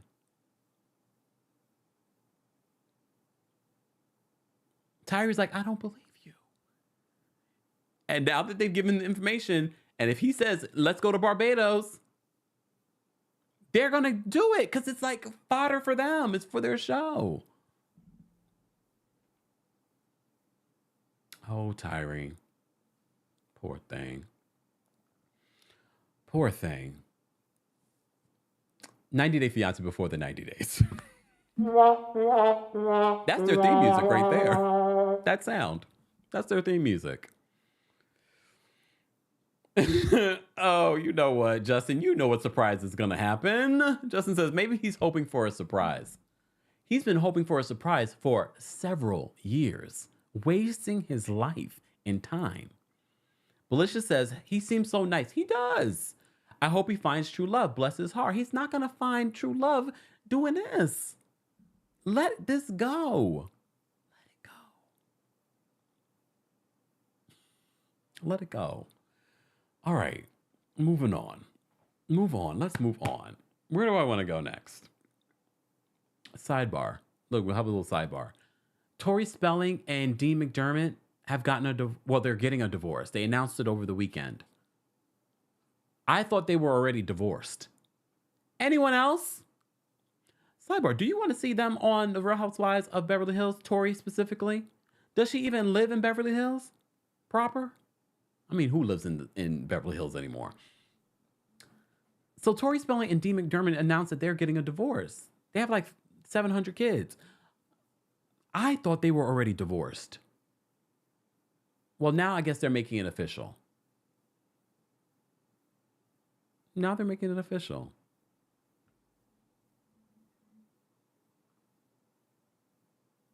Okay, back. Let me focus. All right. Oh, I covered almost everything that I wanted to cover. Let me just double check to see if there is any update in regards to. Nope, there's no update in regards to the TV ratings. I was hoping we'd have an update, but we don't. We'll have to talk about that another day. Normally, we would have the TV ratings for you guys, but I wanted to see how Real Housewives of Atlanta did this past Sunday. Summer House Martha's Vineyard. We shall see. April says Tori needs a check, right? She does. She does. All right. Moving on from 90 Day Fiancé before the 90 days, you know, I've been watching this other show, Match Me Abroad, where these Americans are being matched by matchmakers from these different particular countries, Colombia, Prague, and Morocco, right? So I watched this week's episode. I have to say, I really do like Stanika. I like her. But she seems dead set on the first date that she had. You remember last week's date did not work out well. She said they had no chemistry. Homegirl, I really do like her matchmaker, though. Her matchmaker, who's in the middle at the bottom, I like her personality. But I agree with the matchmaker. Stanika does not want to try any more dates. She only went on 2 dates. And she really liked the first guy. She didn't like the second guy. But she's like, no, I that's who I want to explore more with. Well, Stanika, and let this be a lesson to all of us. Yes, explore with this other guy, but date other people. Don't put all your eggs in one basket. I get it. It can be difficult. I don't like doing that either. But you should. You should, because you never know what you're going to meet or who you're going to meet. Susan, I get why you're single. You know, you get why a lot of these people are single. But I really get why Susan's single. Because she had a solid date with the last guy. He was good looking. He seemed to have a nice personality. He had a lot of thoughts about Susan, and he shared those thoughts with her matchmaker, and the matchmaker shared those thoughts with her. She did not agree. And this is why you need a matchmaker. We didn't get Nathalie this week. We didn't get her this week. We didn't get Mark this week either, but we were introduced to Chad. Chad is from Tennessee. And because I know quite a few people from Tennessee, and I've been to Tennessee quite a few times, I was like, I get why he likes to, he has solace in mowing the lawn. That's all I see. Every time I go to East Tennessee, that's all I see is people out on their lawnmowers. First of all, there's a lot of property to mow, but I can see how that could be tranquil. Can't you? It's not like you're pushing a lawnmower. They all have the ones that you sit in, like these big things. So he loves that. But he says that he wants a Colombian woman. Chad wants a Colombian woman. He flies to Colombia to go meet this for his first date is meeting him at the airport. I would be like, no. Not at the airport. I don't want to meet someone for the first time at the airport that I've never met. I need to go back to my hotel. I need to freshen up. And then we can meet. Well, he freshens up in the bathroom. Okay. A little slut bath. But the date that he's hooked up with, gorgeous. And he's just like, he's socially awkward. He's been engaged 3 times. Chad has been engaged 3 times. He seems like a nice guy. But he definitely seems socially awkward. Okay, since we're talking about awkward, but I have to say, Harold is less awkward than Chad. I felt like Harold showed me a side of himself. I was like, and Harold has opened up about being on the spectrum of autism. So he talks about that, but he has his first date, and I feel like this first date could go places. I feel like this date that Harold has could actually work out for him. We know, you told us, Miss Brooklyn Diamond. She says, I need 24 hours. I need to get a massage after a flight. I don't blame you. And you just need to freshen up. You need a moment. But I appreciate him, Chad just being willing, like, you know what, I'm going to do it. And honestly, I've never been to the airport where someone's holding up my name like that. And well, outside of car service, but you know what I mean? Like for someone that's waiting for you that loves, well, I mean, she didn't love him, but she didn't, you know, I thought that was, you know, it's nice. It's a nice feeling. But Harold's date, I feel like Harold's date is going to work out for him, at least for the next couple of episodes. He actually impressed me with how sociable he was. Like, I felt like they really connected. Because I feel like this woman also, she matches his energy. They like a lot of the same things. But yeah, look, Harold, I was impressed with Harold this week. Especially because it worked. The chemistry worked. Good job, matchmaker. Good job, matchmaker. Match Me Abroad, guys, you can watch on Max or you can watch it on Discovery Plus. That's where I watched it today, actually, as I was on the Peloton. You know, I'm always trying to do a little workout before this live and multitask. Okay. All right. So before we get into anything else, what else do I have to talk about? I'm sure there's more for me to talk about. Let me drop the call-in link for the general audience. All right, general audience, let me drop the call-in link for you. All right, let me... Yeah. Of course, this doesn't want to work for me today. Let's see. There we go. Let me drop the call-in link. Let me get the call-in link. That would be good, right? Wouldn't that be good? That would be fantastic, Kempire. That would be fantastic. Guys, you know what else would be good? If you head on over to houseofkempire.com and get yourself a little merch. If you like this shirt and other merch ideas that we have for Pride Month and for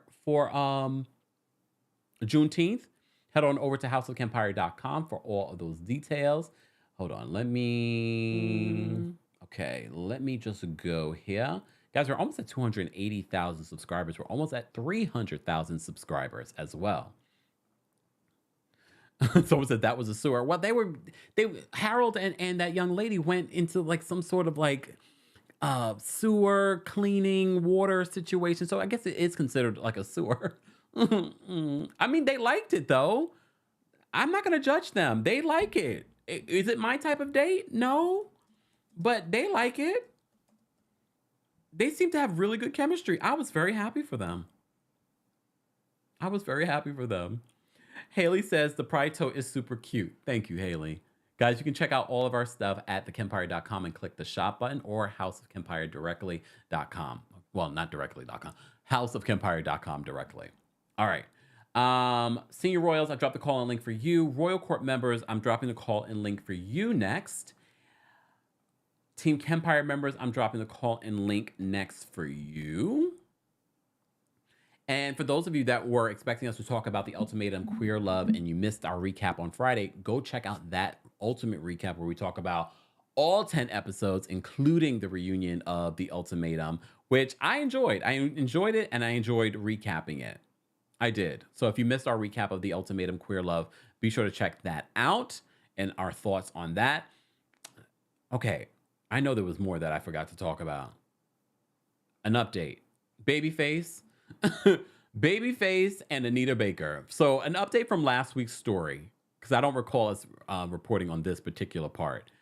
So Babyface has officially been dropped out of the farewell tour, the Anita Baker Farewell Tour, after all of the hoopla that played out on social media between Anita Baker and the fans, because Babyface did not engage. Besides what he originally posted last month in regards to him. Thank you, Beyonce. Thank you so much, Mama Allie. I forgot. But we'll get into this. This is a perfect segue into Beyonce, because the whole drama with Anita Baker on social media led to her alluding that maybe Babyface hated Beyonce? What? So Anita Baker went in on Babyface and the fans and things like that. And I said, this is insane, because I didn't blame Anita Baker for what happened with that particular concert in New Jersey. because there were sound issues. Babyface posted on social media, and then I thought later, was this kind of messy of Babyface in regards to what he said in his message? Should he have just said, because of technical issues, we will not be performing tonight? But he added the part where Anita Baker's team asked him so that she could have the space and time to perform her full set. This is her farewell tour. So was Babyface being a little messy? I don't know. Because I didn't blame Anita Baker if this wasn't her causing the issue. It wasn't like she was late or something.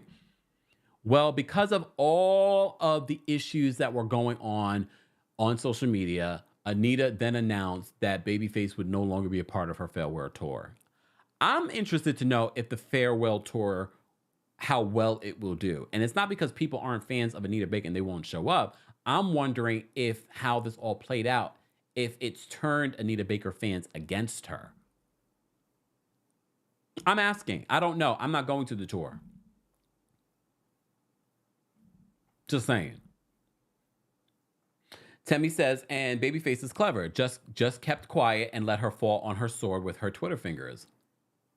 Agreed. And I was glad he didn't respond, besides him posting on social media that he would no longer be a part of the tour, and he put a little broken heart emoji. Did you guys see Babyface's Tiny Desk performance? Fantastic. He had Shantae Moore behind him. Tank was behind him. Avery was there too. They all sound good. All of us go on tour. Justin says, it's not a farewell for Anita, just Babyface, I guess. A lot of stuff that she said in there that was some of the stuff that she said, because Anita, I still got to see your tweets even though you blocked me. Some of the stuff that she said, I was sort of like, huh, interesting. Very a little pretentious.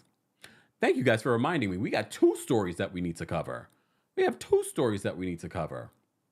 First off, let me get into this Beyonce story. So, Beyonce's on tour, right? Beyonce's on tour and looking amazing and doing all kinds of things, breaking all kinds of records. What happened with Burna Boy's concert? It was sold out. Beyonce's wasn't sold out, but she performed for 2.5 hours and then he canceled after 5 hours, allegedly. That's what I heard over the weekend, just saying. I'm just reiterating what I heard. Okay. All right. Hold on. Where's my, so Beyonce. So our friends over at TMZ. Hold on. Let me pull up this story. So Beyonce, according to TMZ, Beyonce and Jay Z, some of their old belongings are being auctioned off. So TMZ writes this in regards to this story. They said, if you ever wanted to use the same bidet Jay Z and Beyonce perhaps did, look no further, because unique items from one of their swanky former homes have made their way to eBay. Eric from Eric's Architectural Salvage LA tells TMZ he has some sweet items up on site, all from a pad they rented, in addition to the bidet, which has an asking price of $2,400. It's like an old school bidet. If you're going to pay $2,400 for a bidet, y'all, get a good one. Get like one of the new mechanical, they heated seats one. Don't buy, okay, you want Beyonce's bidet? You want Beyonce's old bidet? Okay. Somebody's going to do it. He says, so they have some sweet items. Eric's selling some sconces, exterior lights, and a huge arch metal door frame. There are also some beautiful French doors which could actually be spotted inside the home before the whole place was redone. As TMZ reported, as you know, the Carters signed a 1-year lease from a Holmby Hills mansion back in 2015, and the owner sold the place after they moved out. Did they ruin it? No, play. Eric says the new owners of the spot wanted to do a complete renovation, resulting in scrapped items making their way to Eric in 2017. He says his company purchases all types of items that demolition companies and developers are looking to ditch. So if you're crazy in love with these pieces, you better go grab them, according to TMZ. But you know, some fans, and now that we're talking about it, some fans are going to definitely go and see how much they cost. I'm not paying $2,400 for a used bidet, old school bidet. Exactly. Miss Brooklyn said some people are crazy enough to buy. I'm not. For $2,400, you can go get yourself a nice bidet. One that warms your booty and flushes for you. Dries you, cleans, dries, warms. Just saying. I do love a bidet though. More people should get into it. Just saying.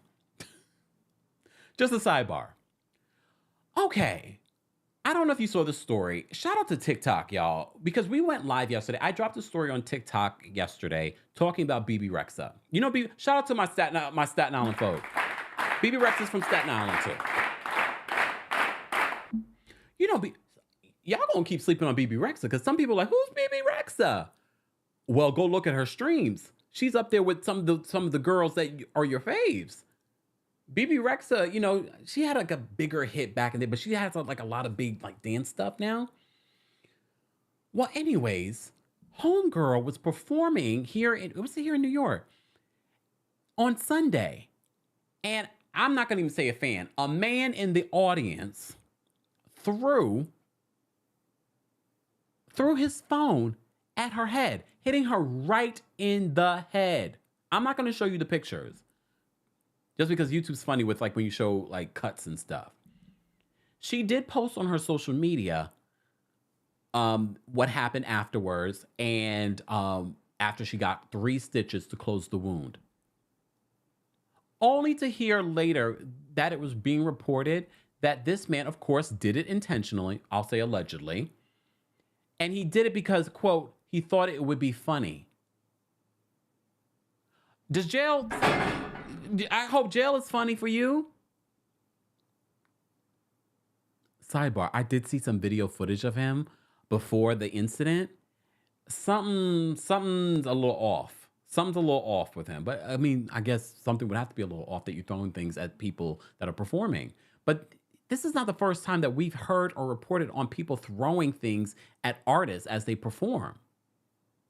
I think it happened to Lil Wayne, Justin Bieber. I mean, so many people. I think that just happened to Glorilla too.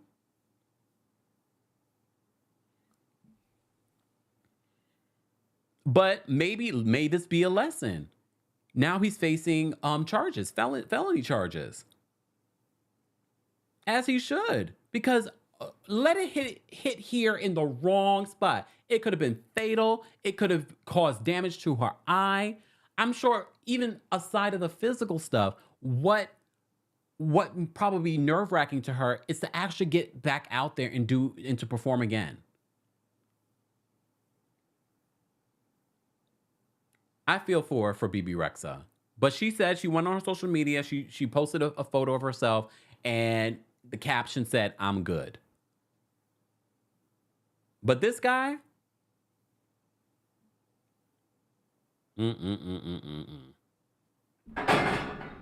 wish you luck with that, sir. And you never know. They might want to make an example out of him. So more you people don't start doing stuff like that at shows.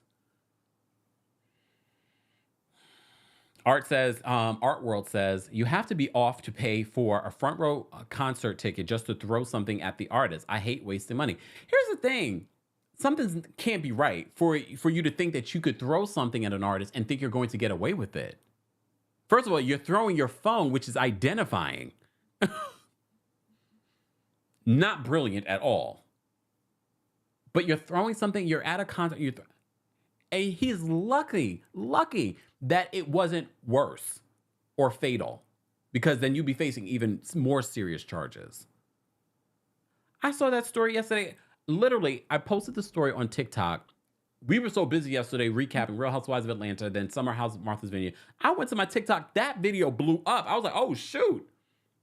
And the amount, and the thing with certain content that goes viral on social media, specifically TikTok, some of the comments that I see, I'm just like, I feel so sad for some people, because some of the things that people say when these, I mean, it doesn't even need to go viral. Sometimes things that people say are just horrific and just disgusting. And I was like, really? I hope you realize what you put out into the universe is not hurting the person you're trying to hurt. It's hurting yourself. Be mindful of the things you say. Be mindful of the things that you write and you put out into the world, especially in that comment section. And it's not even about me that they were saying. They were trying to make jokes about this woman getting hit in the head. Like, really? What's wrong with you people?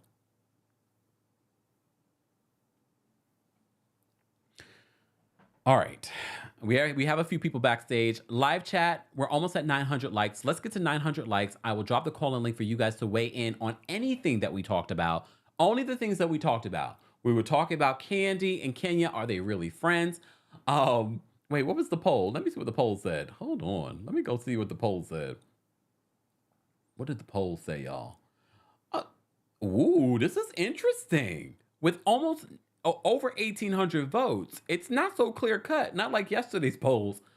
With 63% of the vote, though, you did say that you believe that Kandi and Kenya are real friends, but 37% of you said alliance, duh.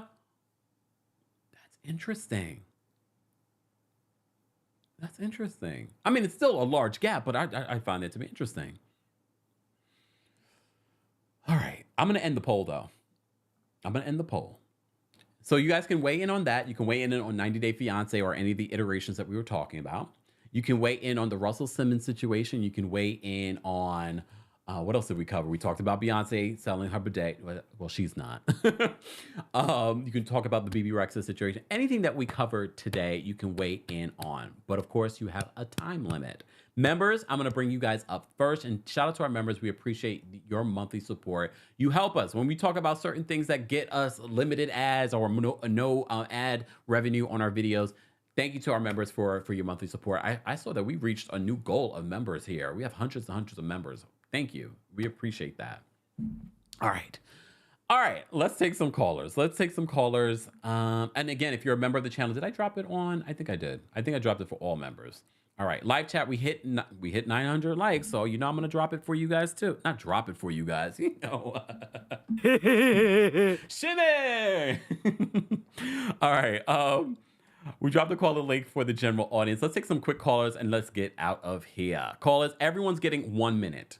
Everyone's getting 1 minute. Please use that 1 minute wisely. All right. I'm going to bring up Miss Brooklyn Diamond first. What's going on, Miss Brooklyn Diamond? Hold on, Miss Brooklyn. Don't say anything. Let me just switch this out. Let me put up the disclaimer. I have to remind myself and put up the disclaimer. There we go. Okay. Hey, Miss Brooklyn Diamond, how are you? Hey, I'm good. Hi, everybody. Really, really quick. Kenya and Kandi, I think it's an alliance that may have grown into a real friendship. I don't think it started off as a real friendship. I think after the whole thing with Phaedra and Kandi and that whole Carlos King maneuverable thing and, Nene leaving and all, I think all of that, they realized that they needed to be like a core set. And then from forming that core set, I do think that maybe they have really become friends, that they understand each other. For the Babyface thing, I don't think he was saying anything out of maliciousness. I think he was saying, hey, this is what happened. And because this happened, Anita asked if she could have the whole set. And I said, yeah, go ahead. I think it was that kind of thing, letting his fans know this is why I'm not performing. I don't think it was a dig at her. I don't think he was trying to be petty. I think he was just trying to explain what was going on. The Simmons-Lee situation. I don't know either one of these people. I don't know what went on. I don't know the divorce settlement. I don't know the agreement upon child support. What I don't like is that if you think that there is something mentally going on with your father, putting that, airing your dirty laundry, it's not going to do any good. All it's going to do is everybody goes into their corners, their respective corners, and continue to fight. If those children really do suspect that their father has some type of mental issues, take it off of social media. He made his statement. There was no reason to respond to it. You could have just let that sit there and deal with it offline because, this side saying this side, that side saying the other side, and it's ugly. One thing, did you read about Larsa throwing the drink in Nicole's face on Miami? No. Yeah, there's a story. She threw a drink in Nicole's face. Check it out. Bye. My God. Thank you, Ms. Brooklyn Diamond. Have we reached that point? Real Housewives of Miami, don't go too far. All right, we're going to bring up Tiana. Oh, guys, I'm giving members 2 minutes, all right? So the members that have already called in, I'm giving you your 2 minutes. Everyone else will get a minute, all right? So shout out to our members. Okay, Tiana, I'm going to bring you up. What's going on, Tiana? And that is why I can never be a housewife. Oh. You got one time to throw something at me. Yeah. They're going to treat my season like BET did College Hills. We don't know what happened to Tiana. They're just going to edit me out the rest of the season because, I couldn't be a housewife. But no, I think, so when I watched Kimora's live yesterday, it made me, like, after she got to the serious part, she was kind of joking. I think some of her kids were in the comps, and she's like, y'all in grown folks' business. Y'all need to go back to practice. Her personality, I miss that. Yeah. I watched her show when I was younger. Was it on E? Life in the Fast Lane or the Fab Lane? I forgot what network it was on, but it was good. It was like the fashion. I remember like Jeannie Mai back in the day used to be on that network. And so I miss her personality. I think that she'd actually would be a really good fit for Beverly Hills, because I think sometimes, especially if she came on the show as like a friend to Garcelle, because I think sometimes Garcelle, she has to navigate always addressing things that make her feel uncomfortable, and Kimora would be that friend and be like, we not gonna do that. You gonna tell them people how you feel the same way that Garcelle does to Sutton. Like, no, like, tell them how you feel. And I also think that, the women on Beverly Hills, like, what's her name, with Kyle and Erica, they would think that Kimora is a safe space for them to like say certain things, not realizing like, no, Kimora's from, she's from St. Louis. And you're not just gonna say what you want to say around her. And so and then also she has the money, she has the influence, she has the name.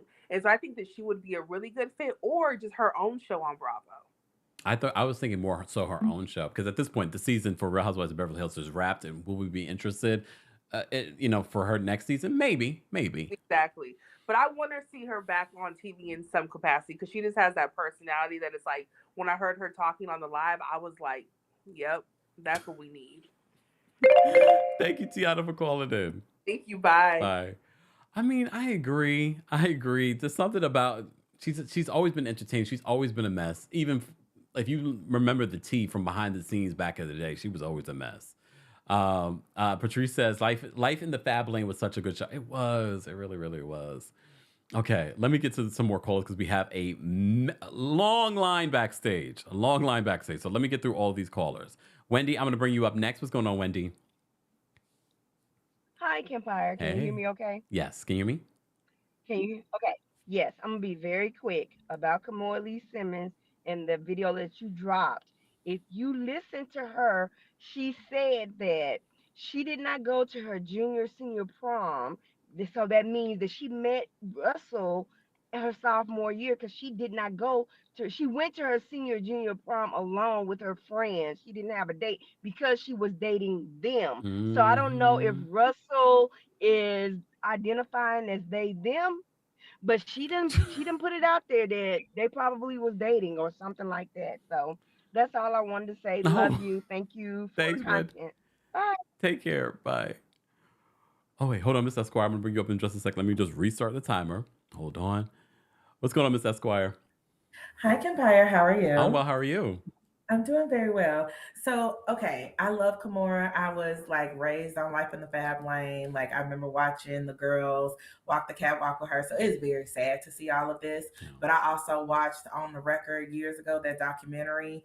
And what I regret is that whatever grooming Russell did with Kimora as a child, and, as his partner, in whatever ways he has influenced her and her daughters, they did come to his aid in the immediate aftermath of those allegations coming out. And I remember particularly Aoki as a young lady coming after Oprah specifically, who at the time I think was still a named producer on the documentary, even though she pulled out before it went into Sundance. And so I I don't regret that they're going public with their responses to him, because I think that, to Aoki's point, he has weaponized their silence to make it seem as though they support him. And so I think it is actually sometimes important with a public figure to talk about things publicly and not keep things private, because they will weaponize it. I hope they will also publicly rescind some of the things they have said about the alleged victims and about people who are trying to bring light to his abuse, because I think that's a part of the penance they owe and the amends they need to do.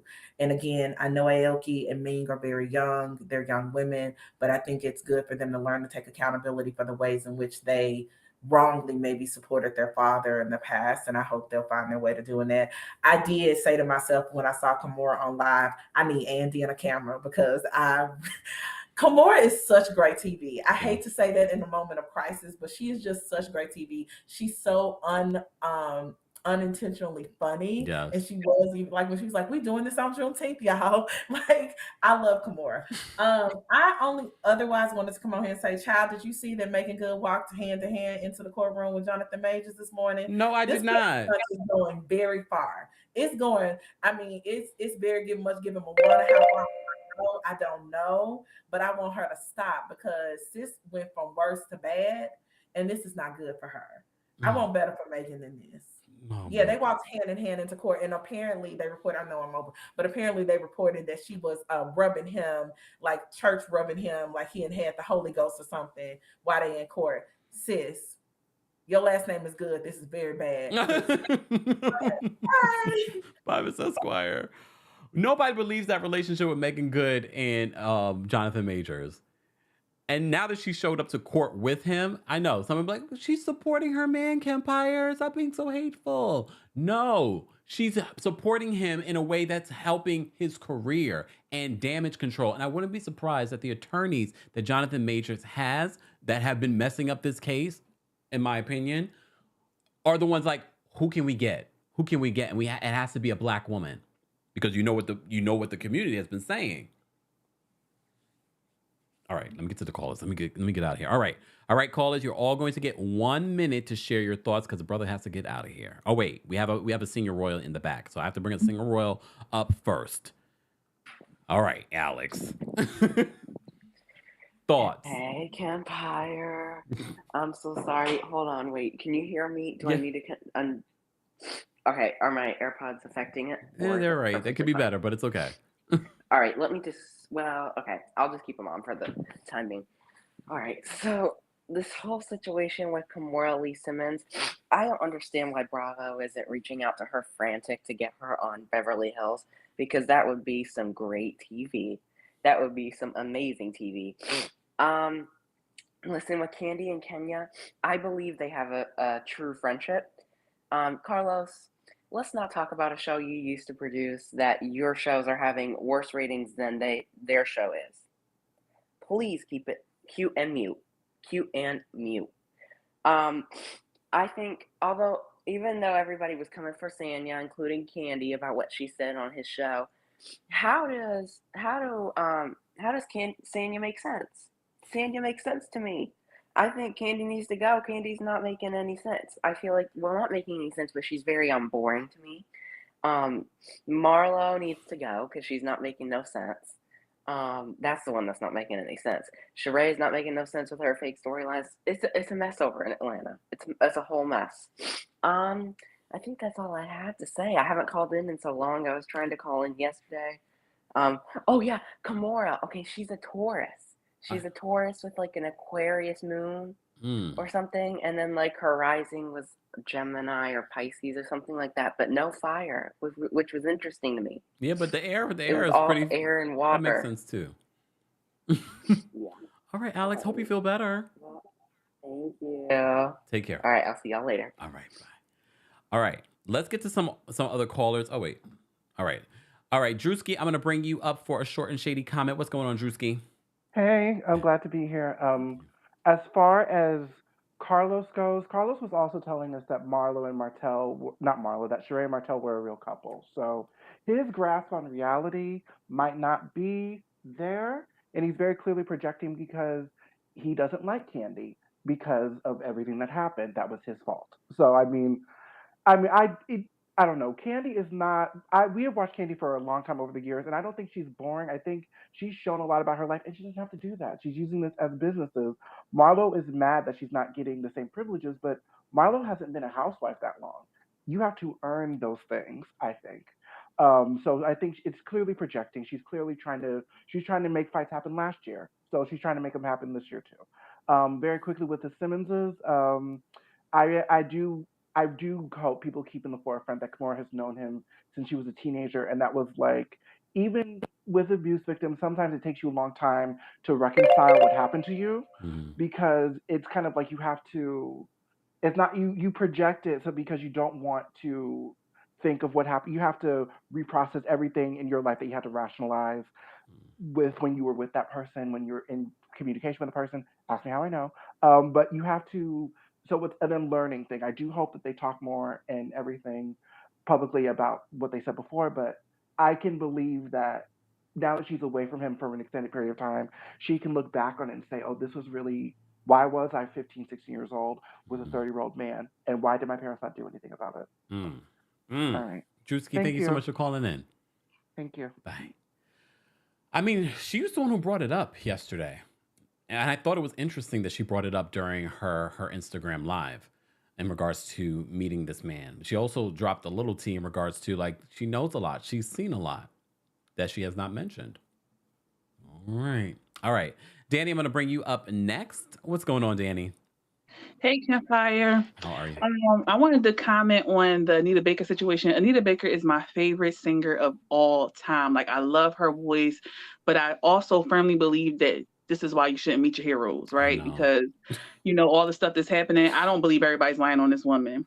In regards to the Kourtney Simmons situation, it's interesting to me that they're coming out with all this now. Like, I know, being a person who has an abusive mother, like a toxic mom, that these things are very, like, detrimental to your mental health. It's hard for my mom. When my mom texts me about anything, I get anxiety. So I understand where she's coming from. Yeah. So that was one of those things I kind of understood when she was talking about that. I don't know their whole situation, but I can say that toxic parents do cause a lot of mental angst on you. I went to therapy for it. I'm a lot better now. I just blocked that lady when she get on my nerves.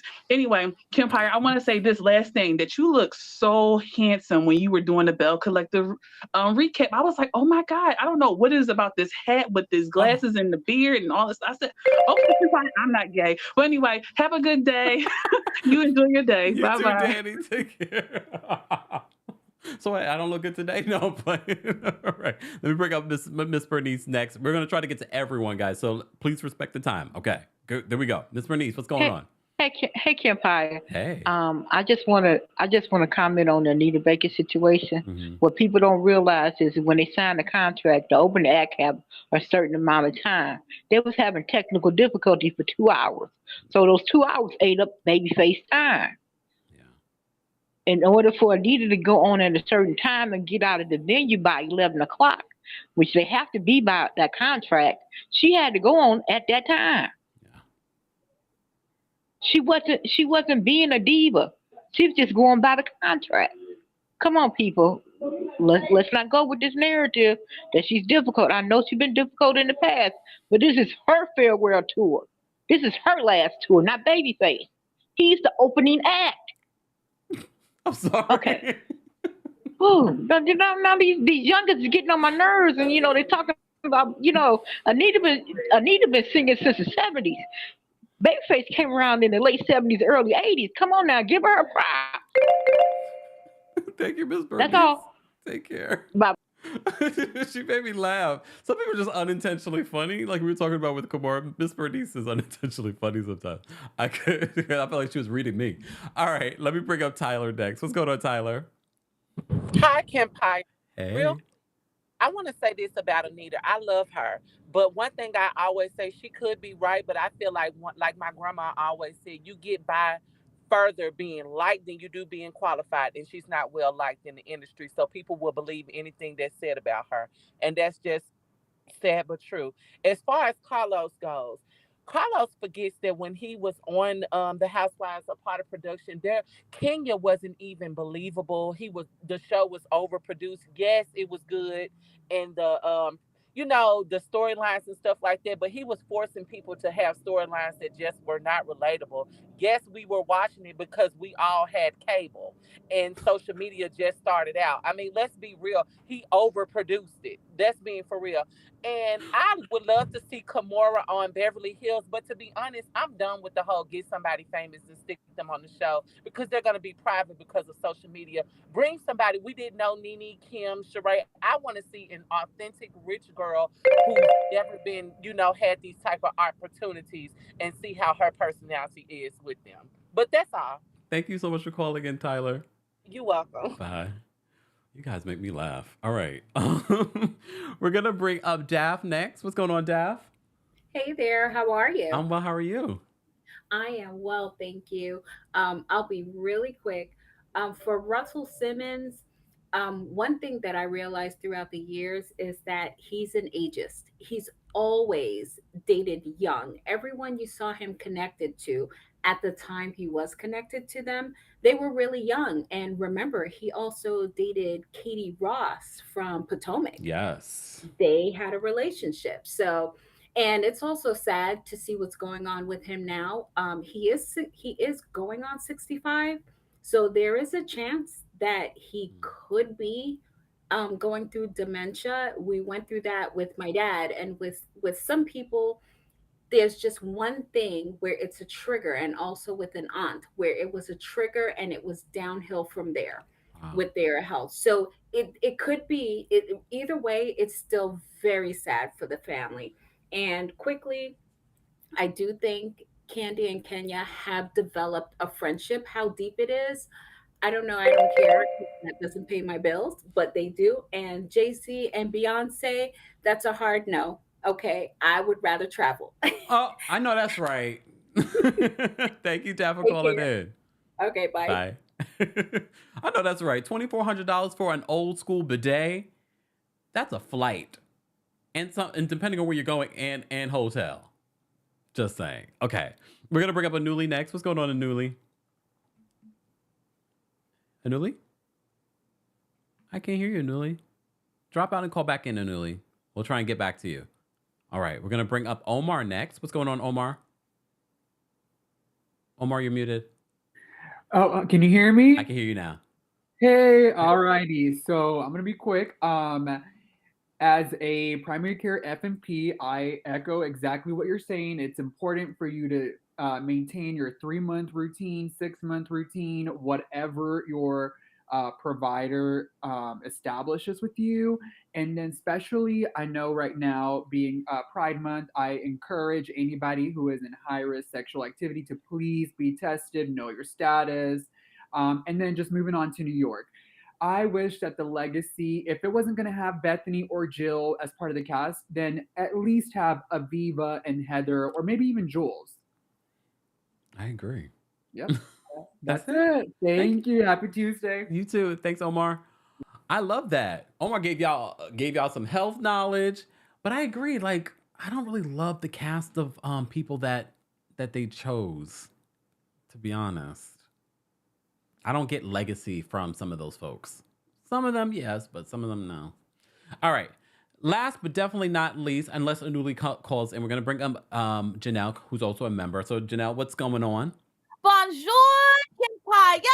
What's up? And yes, if you want me on the podcast to discuss the astrology of all these celebrities and reality stars and all the above, well, baby, I'll be there.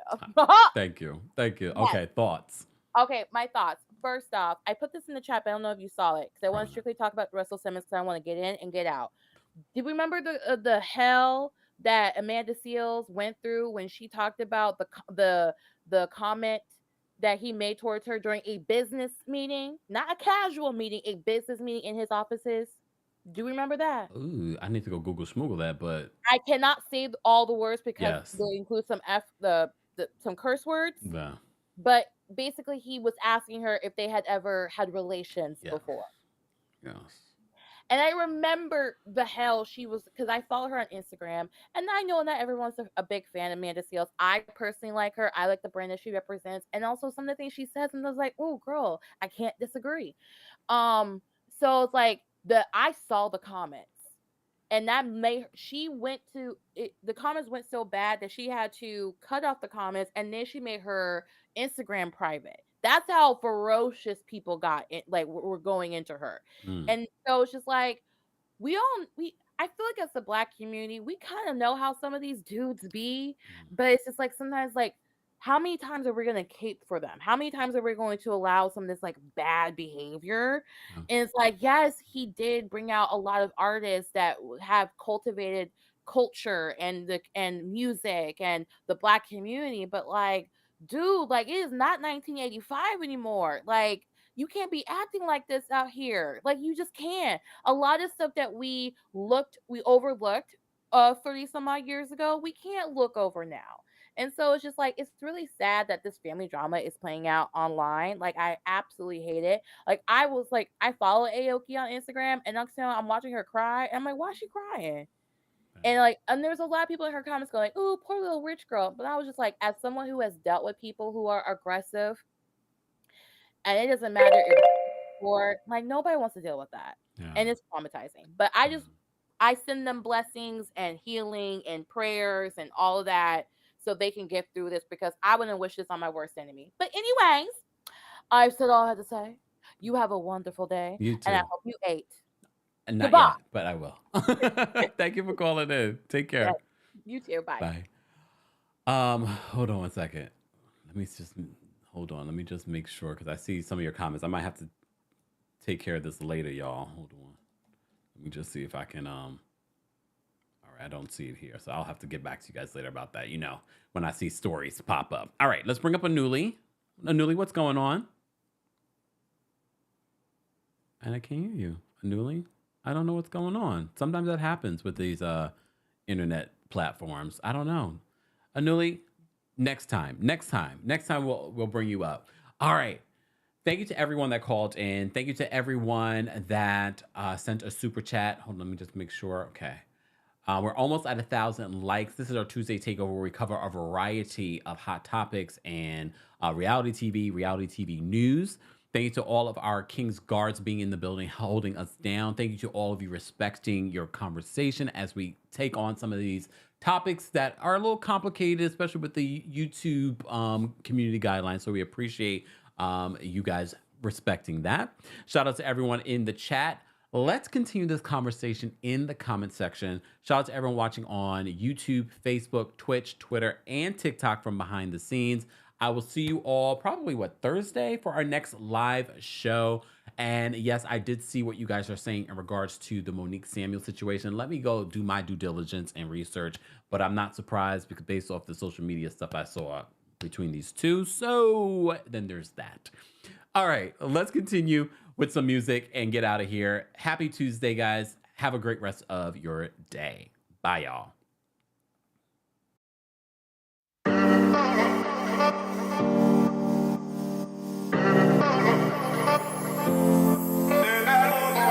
It's been way too long, I've been building walls around me. Keep my distance so you never know too much about me. Trying to keep you out cause I love my safe space. But the problem is I never looked into my own face. Am I ashamed of myself? Am I afraid of my emotions? Am I ashamed of myself? Am I afraid of my emotions?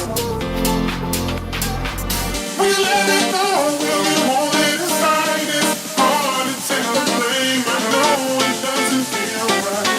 We let it go, will you hold it inside? You're more than just your past, you're more than what you realize. We let it go, will you hold it inside? It's hard to take the blame, I know it doesn't feel right. We let it go, will you hold it